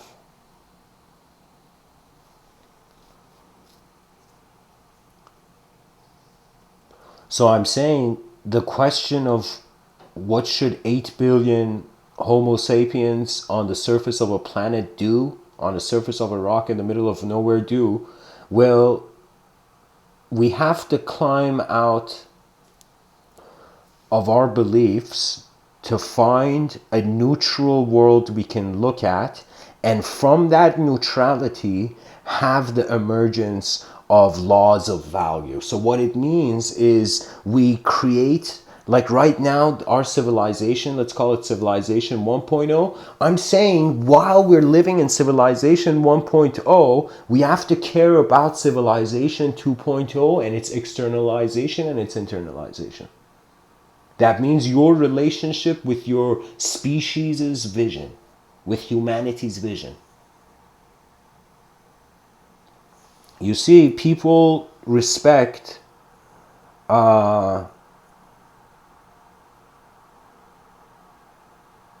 reality. And what that means is it's the effort of attention to find its way. There's a story. This native tribal chief is meeting with the chiefs of other tribes, and they've all gathered around. And so in that moment, the grandson, before the tribal chief, that's everyone else, all the other tribes have come to his tribe, before he gives a speech, his grandson runs out of nowhere and comes and says, Grandpa, tell me a story, you know? And all the tribal chiefs from all the other towns that have come there, from all the other tribes, they're all just like now, like they're all watching this guy. What kind of story is he going to tell his grandson? They want to see his eyes, you know. And the grandfather, you know, turns and just glances at all the chiefs, then sits down, kneels down, so he's head to head, on a head to head level, eye to eye level with his grandson. And he says to his grandson, I will tell you a story. And then he looks at everyone, all the tribes, they're like, listen up, folks. You know, and so the tribal chief in that moment looks at his grandson, and this he says, this is one of the most important stories I will ever tell you. And he says that there are two wolves fighting inside you, one black, one white. Think of the elegance of the yin yang symbol as I say this.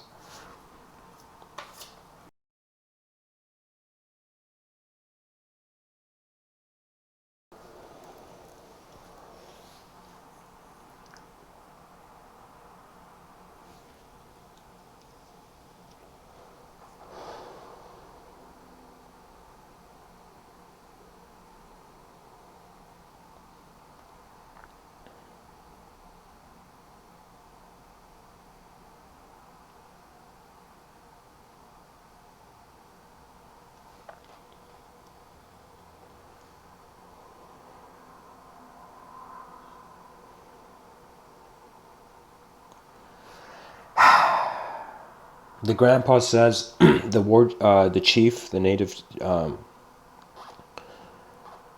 the chief looks at his grandson. There's two wolves fighting inside you. One is in some sense chaos, represents the chaos of the universe, all the bad things and darkness and whatever. And the other one, it represents the light and the good things and da da da da da. Right? He says the both archetypes. The kid is standing there and he's like, Grandpa, which archetype wins? No, I'm joking. The kid looks and says, Grandpa, which wolf wins? And the grandpa says, these wolves are fighting inside you. And the kid's like kind of tripping and he's like, which one wins, Grandpa? And he says, the one you feed. The one you feed.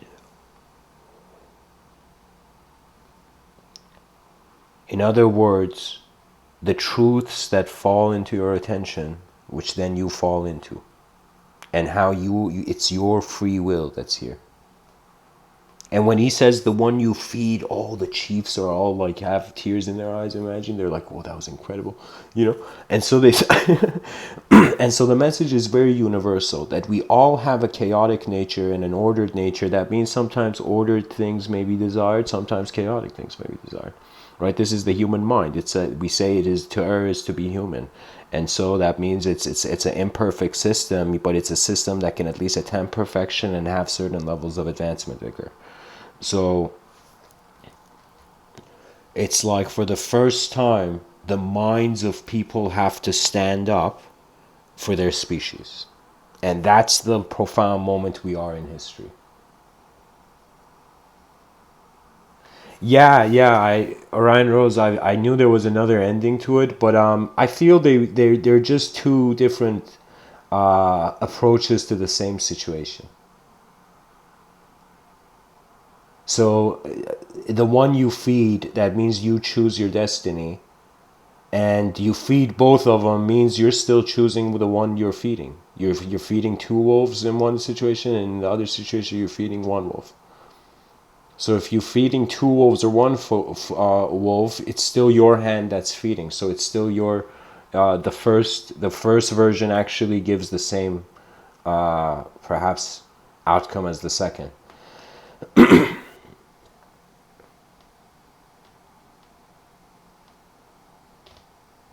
Okay, so I gotta, I can't,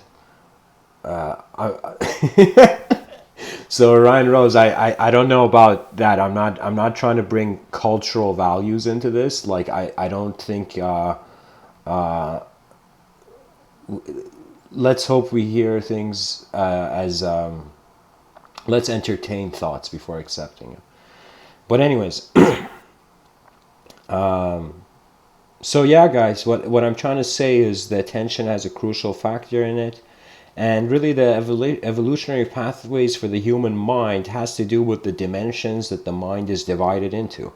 Right now, you could be a person that thinks it's only an objective dimension, nothing else. You know, you could be a person thinking there's an objective dimension, but whoa, what is this mind? And so, okay, so there's maybe one dimension that's just objective and a dimension that's something else. And then you might be a person who might even be like, okay, there isn't just an objective dimension, there isn't an objective dimension, because both the objective and subjective dimension, these two dimensions are in the void. That means it was zero first, then one, then two. So what I mean is like, all the numbers are basking in the void. The void is zero. So zero is like the sphere that holds all numerical truths.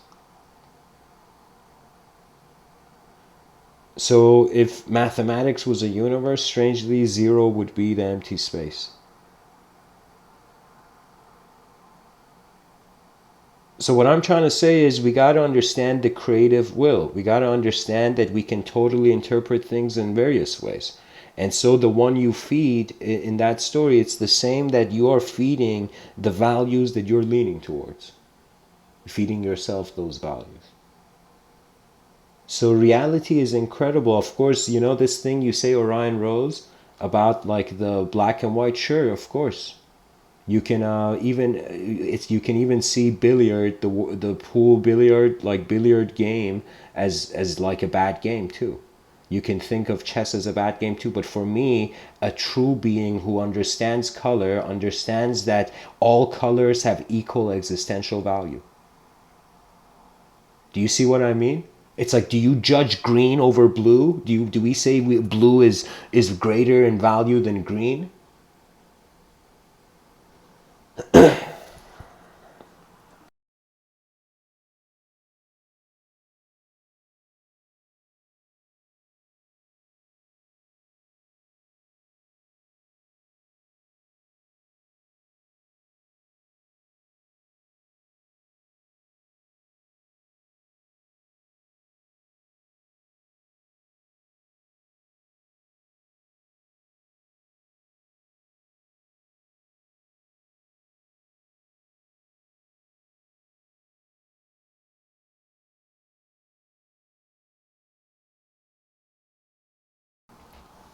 For me, culture is learning from the mistakes of humanity,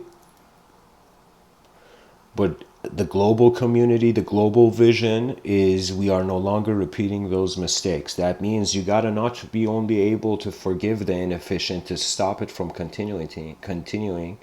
That means it's like, think of it this way. Think of it this way as if you had 8 billion siblings. And so these 8 billion beings that are part of your kind of human family, okay, so you would want them, each of them, to have their attempts at their own success amplified. So what that means is only in our separation from one another, our intelligences are not at their full potential.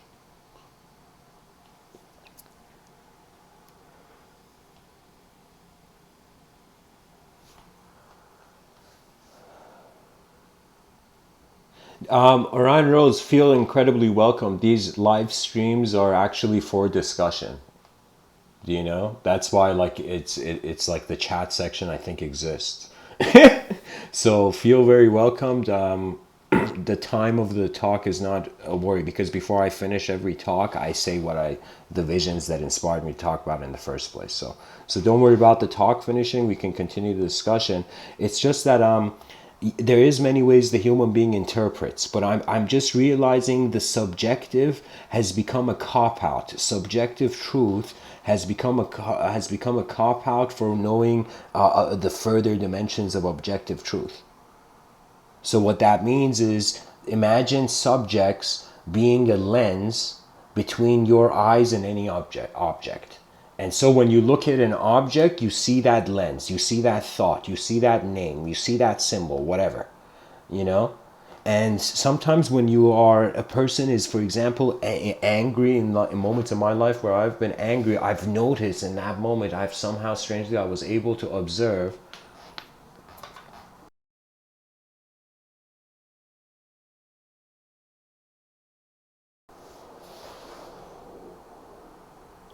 I've observed how like the lens of past memories have blinded me or altered or filtered the meaning I could see in the moment. Emotions are really rare things to handle. When you see an emotion, it's like seeing an orca whale kind of jump out of the water. It's like, for me, emotions are very rare. Not very rare. I'm not saying like I live like a robot, but I'm saying like emotions for me, they they are the hyper intensification of the speed of my thoughts. So this is why sometimes when I get emotional, I'm not even thinking about the words. I'm not thinking about even what I'm saying. I'm just seeing something behind my eyes that as I see it, it's making me emotional. So it's suddenly visually, subjectively, it's clear. So then it doesn't matter, just it's just up to me how fast I speak. It's just the vision is there, you know? So it's kind of like realizing after endless continuity in the void, man realized there were multiple dimensions behind his eyes. All right, guys. So William Thurman, welcome to the talk, man. You say in the chat section, can the Earth survive human development?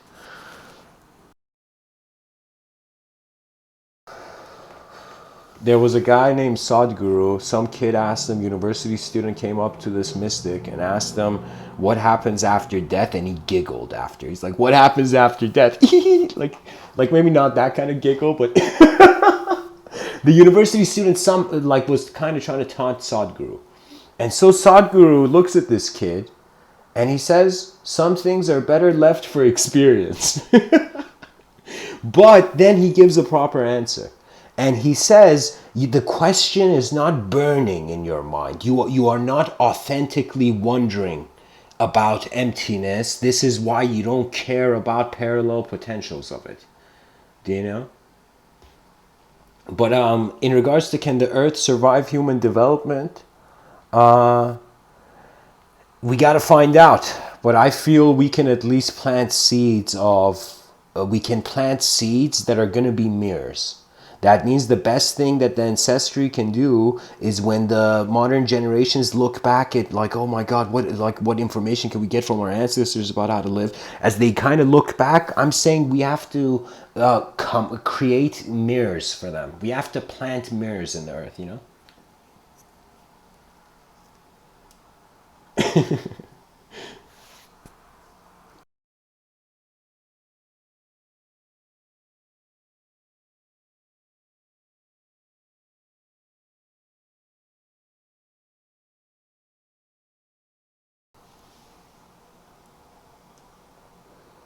I find that the Earth cannot actually. Scientifically, there's videos. I'll send some links, guys. To be honest, we cannot avoid extinction. We're in a very strange cosmic place. The best way we can at least have a decent enough stable psychology is to treat ourselves as tourists in manifestation, as travelers in a world of conscious phenomena, right? And so when you treat yourself as a tourist, it's as if your home is not here. So kind of like how the Christ was like to be in the world but not of it, and all these yogis saying observe your thoughts or whatever. So like all this whole inspiration was to in some sense realize like, okay, that we can be anything, but anything that is in a changing universe will change. So it's like you have two options. Either you define human development as a solid consequence, an expectation, a result you want for the species, and then we have to judge in accordance, is that result possible or not? Or you kind of see that human development is something that updates itself. That really what it is that we are living in our conditions in our world of resources, and if we excuse my language, but let me say it like this, like if we misvalue, if we fight over our resources to a point where we destroy our own progress as a civilization, then it's like we never deserved survival. If we, you know? So it's one of those things where if something very foolish happens, it doesn't matter. You suddenly see the vision of your ancestors void. Do you know? That means that those bombs, like they're like certain. Imagine all the libraries in history, like through ancient history, that were destroyed because of conquerings and whatnot. So at some point, you have to ask yourself, what do I have control over and what don't I? And I don't have control over the solar flares of the sun becoming more of a danger to our planet. I don't have control over all the satellite debris that is in our kind of like atmosphere and this in our orbit. And you know what's going to happen, guys? What's happening is there's so much satellites going in around the planet, that in all these satellites are moving in space, and when they hit one another they turn into shattered pieces, thousands of shattered pieces. So in some sense, if we don't clean up the satellite mess in our sky before, this is even more important than cleaning up our emotions, our oceans. If we don't clear up this all these satellites in our orbit that are hitting each other, it's going to create it's tiny fragments that are, it means like a hall of a sphere of blades is going to imprison the planet. We can't even leave our atmosphere then.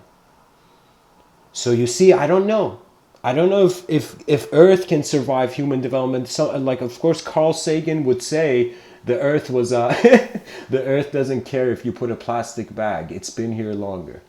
Do you know?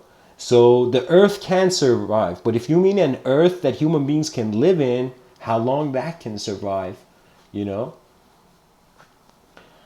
I find is it's honestly the ability to find the efficient vision of the moment. Every moment, whether good or bad, has I call it like a genius. There is a hidden genius design to every moment. I'm not joking. Yeah, I literally, this has been so evident to me in my at least personal realms of life. Like, I don't know how to say it, but every moment something better is possible. It's a design hidden though in the unconscious, and only your attitude and way of life can evoke it. And so there's so many things that we can never know. But I think here's the thing that's going to happen. I feel that the same kind of context and scale of time we're considering for the question, can the earth survive human development, it's another way of saying, like, trying to think that in the future, how much the relationship and the images of humanhood are going to be relevant. If we as human beings somehow transfer consciousness into a robotic life, then in that robotic life could be endless. If we were all robots, we don't have to worry about extinction. We can just go live endlessly everywhere. But because we're not robots, we have to attend to the world. So it's a strange time where the ecosystem is like shouting to the human being. Like, imagine this is the tears of nature, I call it. The hidden tears of nature, the hidden cries of nature. When you could be in the best world, but it's like you see an inevitable breaking. It's like you see a tree that is going to be cut down. Now, does that mean you ignore the tree? Does that mean you go live on the tree? No, but it just means you appreciate the values. And eventually, I think philosophy is going to become next level when cyberspace culture starts running. So cyberspace culture is a culture that it doesn't exist now, but it's being pioneered now. So cyberspace culture is going to be, for the first time, the human psychology considering an inseparability from a technological existence. That means there's going to come an intersecting point where technology is going to be indistinguishable from human nature.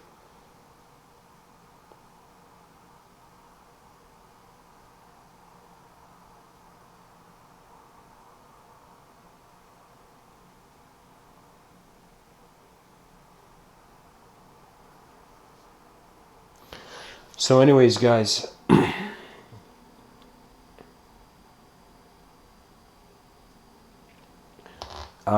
thank you, William. I'm happy to share. I've noticed that every day happens once. Everything we don't attempt just lives and dies in the inner realms. What we communicate, you see, it's so easy to just exist and do nothing. It's always easier to break something than create it, you know? So when you realize that and the creative spirit finds you, that's when you look at the world and there is a hidden heartbeat to nature that will automatically adjust your values in this life. Not adjust your values, but there is something different when a person, think of the kind of freedom a person has in regards to singing underneath the shower, and the freedom a person has singing in front of like millions and millions of people, so there is a different feeling, different emotion, right? But under the shower there is complete freedom. Now imagine that freedom was the general standard of the species. Do you know how much innovation and genius would out of just us being able to make the world a better tourist destination for consciousness? So on some level it's very hard because everything is changing. We have to on some level just enjoy the moment, but on another level we can set certain patterns in motion. There was this TV show called Lucifer.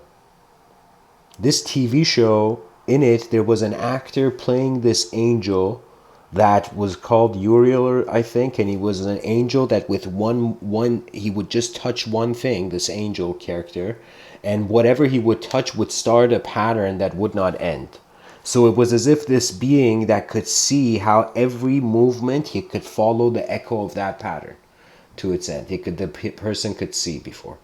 So it was a being that was, with one tiny movement, it caused grand movement or was aware of grand movement. We can say right now, a person picking up a banana peel from the ground that somebody else threw and just throwing that in the trash can, imagine someone's life who suddenly could have slipped under, saved Albert Einstein's life, who could have slipped under that banana. You don't know, like that random person picking up that banana and throwing it away saved one of the greatest minds on the planet. So so you see, eventually life becomes the designer's will. And ultimately, underneath all my psychology, I see just my sight as the movement of design in the world. What else can it be? So anyways, guys, thanks for tuning in. If there's still any questions or anybody wants me to kind of dive more deeply into something, feel free to share. I'm just going to take a sip from my coffee.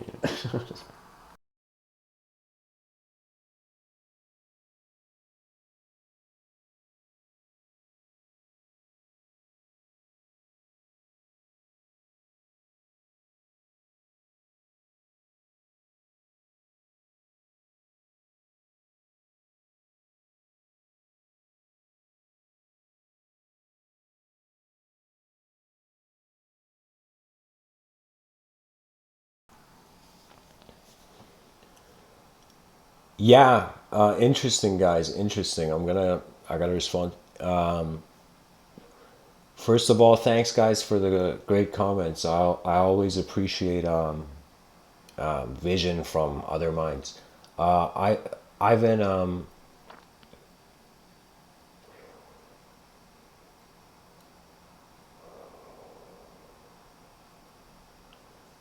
interesting. So, the purpose of the species, Ivan, I'll respond to you in a second. Orion Rose, in some ways, cyberspace is a beautiful reflection of our collective being, so to speak, a way to see ourselves, perhaps.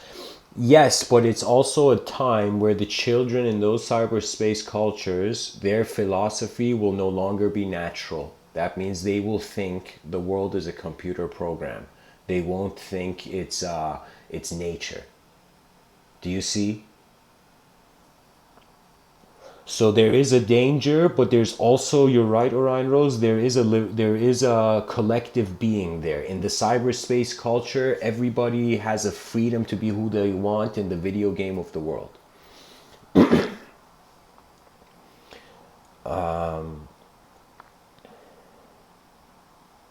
Yeah, man, William. The TV show is a good show, man. It's the only show that made me feel sorry for the devil because of his like social problems. You know?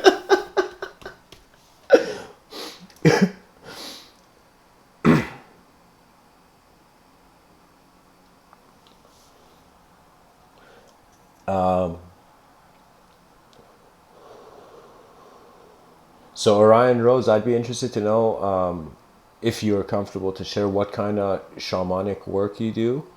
And the concept of an angel was the whole point that the angel actually was the full embodiment of the will of God. So a human being to be an angel means a human being which its mind is God's will, right? Because of the angelic archetype, you know?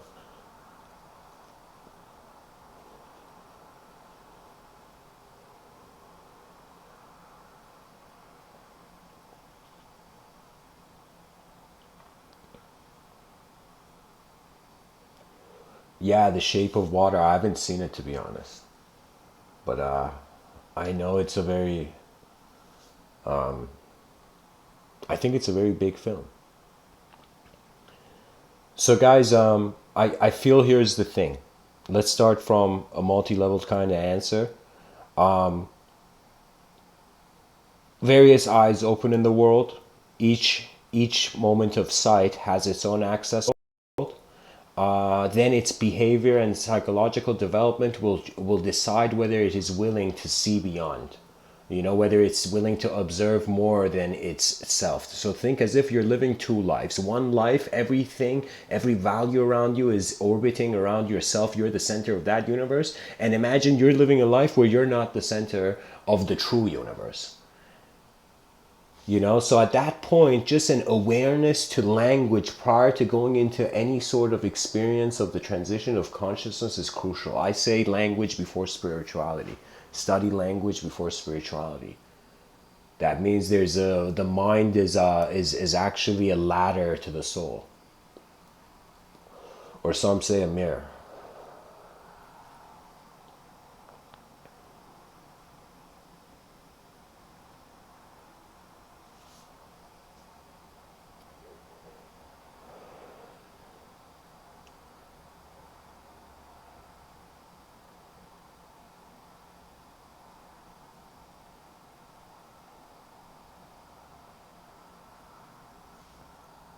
Interesting. We don't know the outcome of external reality. Too many unknown factors could end us or they could continue us. We don't know. So in regards to the outcome at the end, it seems that 99.9% of species goes extinct. So we can at least acknowledge that temporary outcome is more probable than a eternal outcome. Because we consider this temporary outcome, we, in some sense,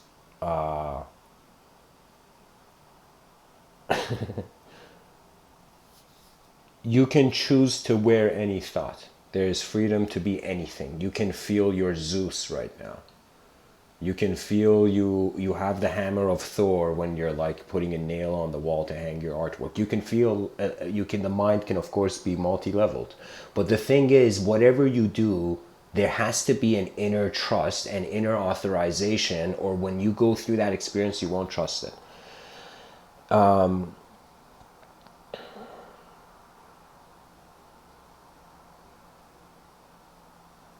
So, William, do I believe in karma? The thing is, I don't believe in language. No, I'm joking. Here, the thing is, yes, yes. If you mean by karma, cause and effect. But if you mean karma as the judgment of higher beings on other realms in which we are bound to the will of their minds as the laws of our inner realms, which inevitably translate to our free will being them, I'm going to say no in this dimension. So I don't. If let me tell you, here's the thing. Yes, I believe the planet. There is an intelligence in this universal sector that surpasses my will. I believe that that intelligence externalizes objectively as the laws of the universe, but it externalizes subjectively as a field of being that is oscillating between nothing and everything at the same time. So I, in some sense, understand that karma doesn't have to do just with what you do. It also has to do with how you see what you have done. So if what you do is influencing how you will see what you did, then yes, there is karma, and that karma is heavy. And you can say anytime a person is just insensitive to the outer realm and is just too much in their inner realm, they'll have a weird karma with the world where they don't know why they're unlucky. And the reason is because the self they think they are is not their real self.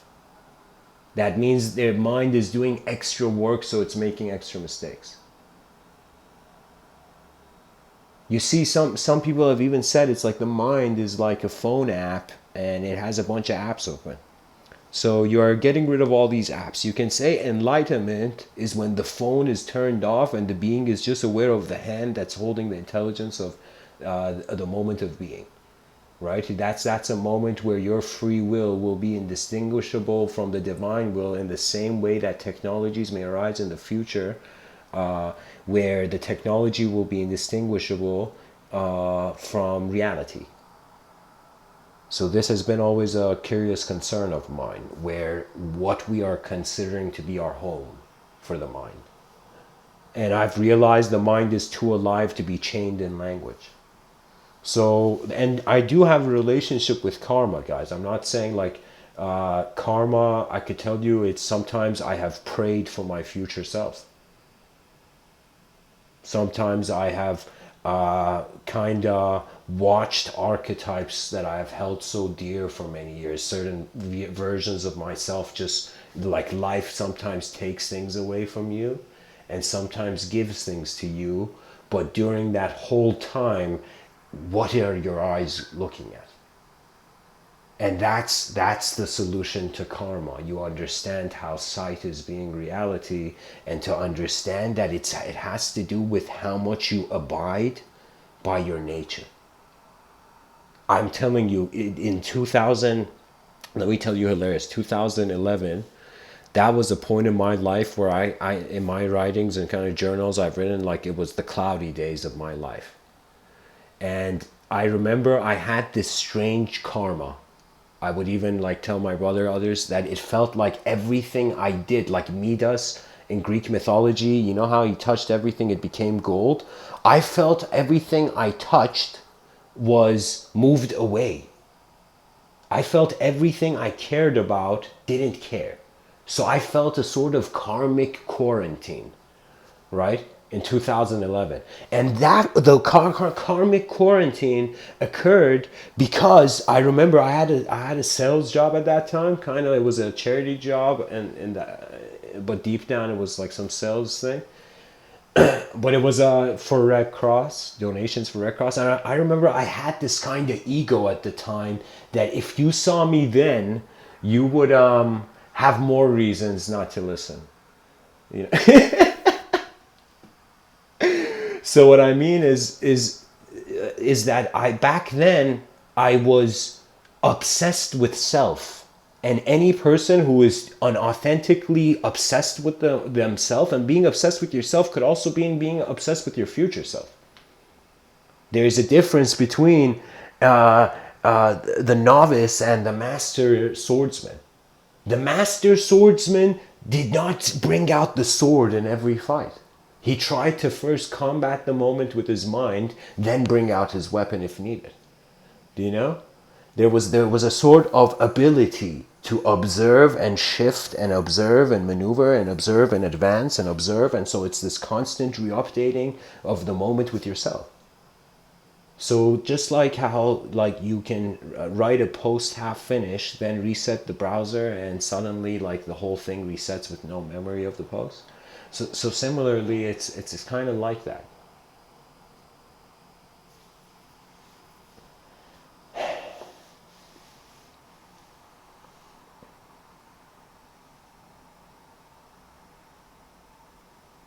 I remember saying once, the only way to live for life is to live for life.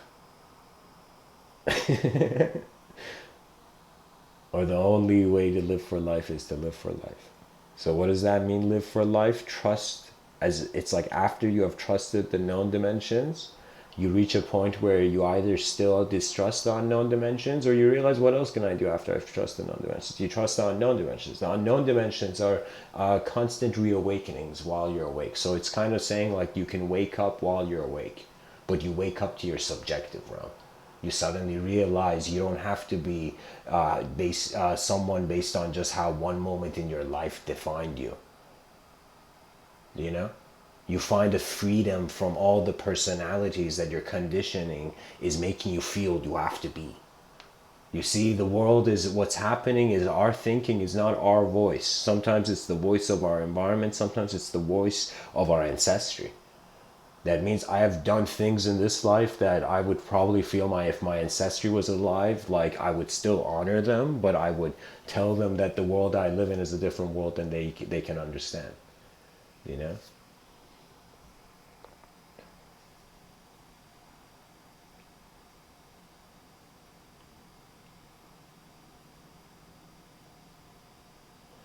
So anyways, guys, thanks for tuning in.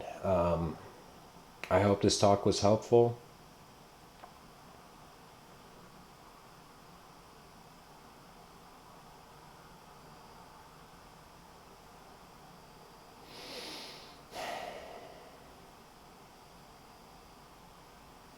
As Rumi says, out beyond ideas of right doing and wrong doing, there is a place.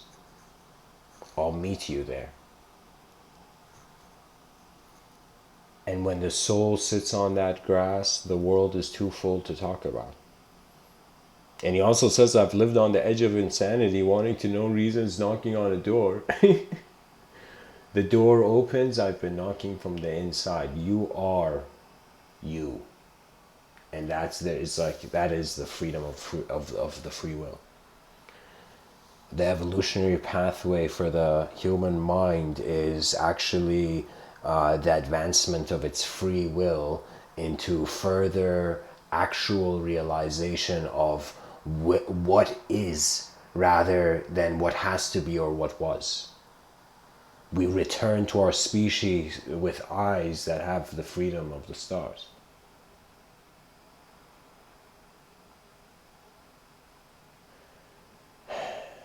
Thanks for tuning in, guys. Much blessings and namaste.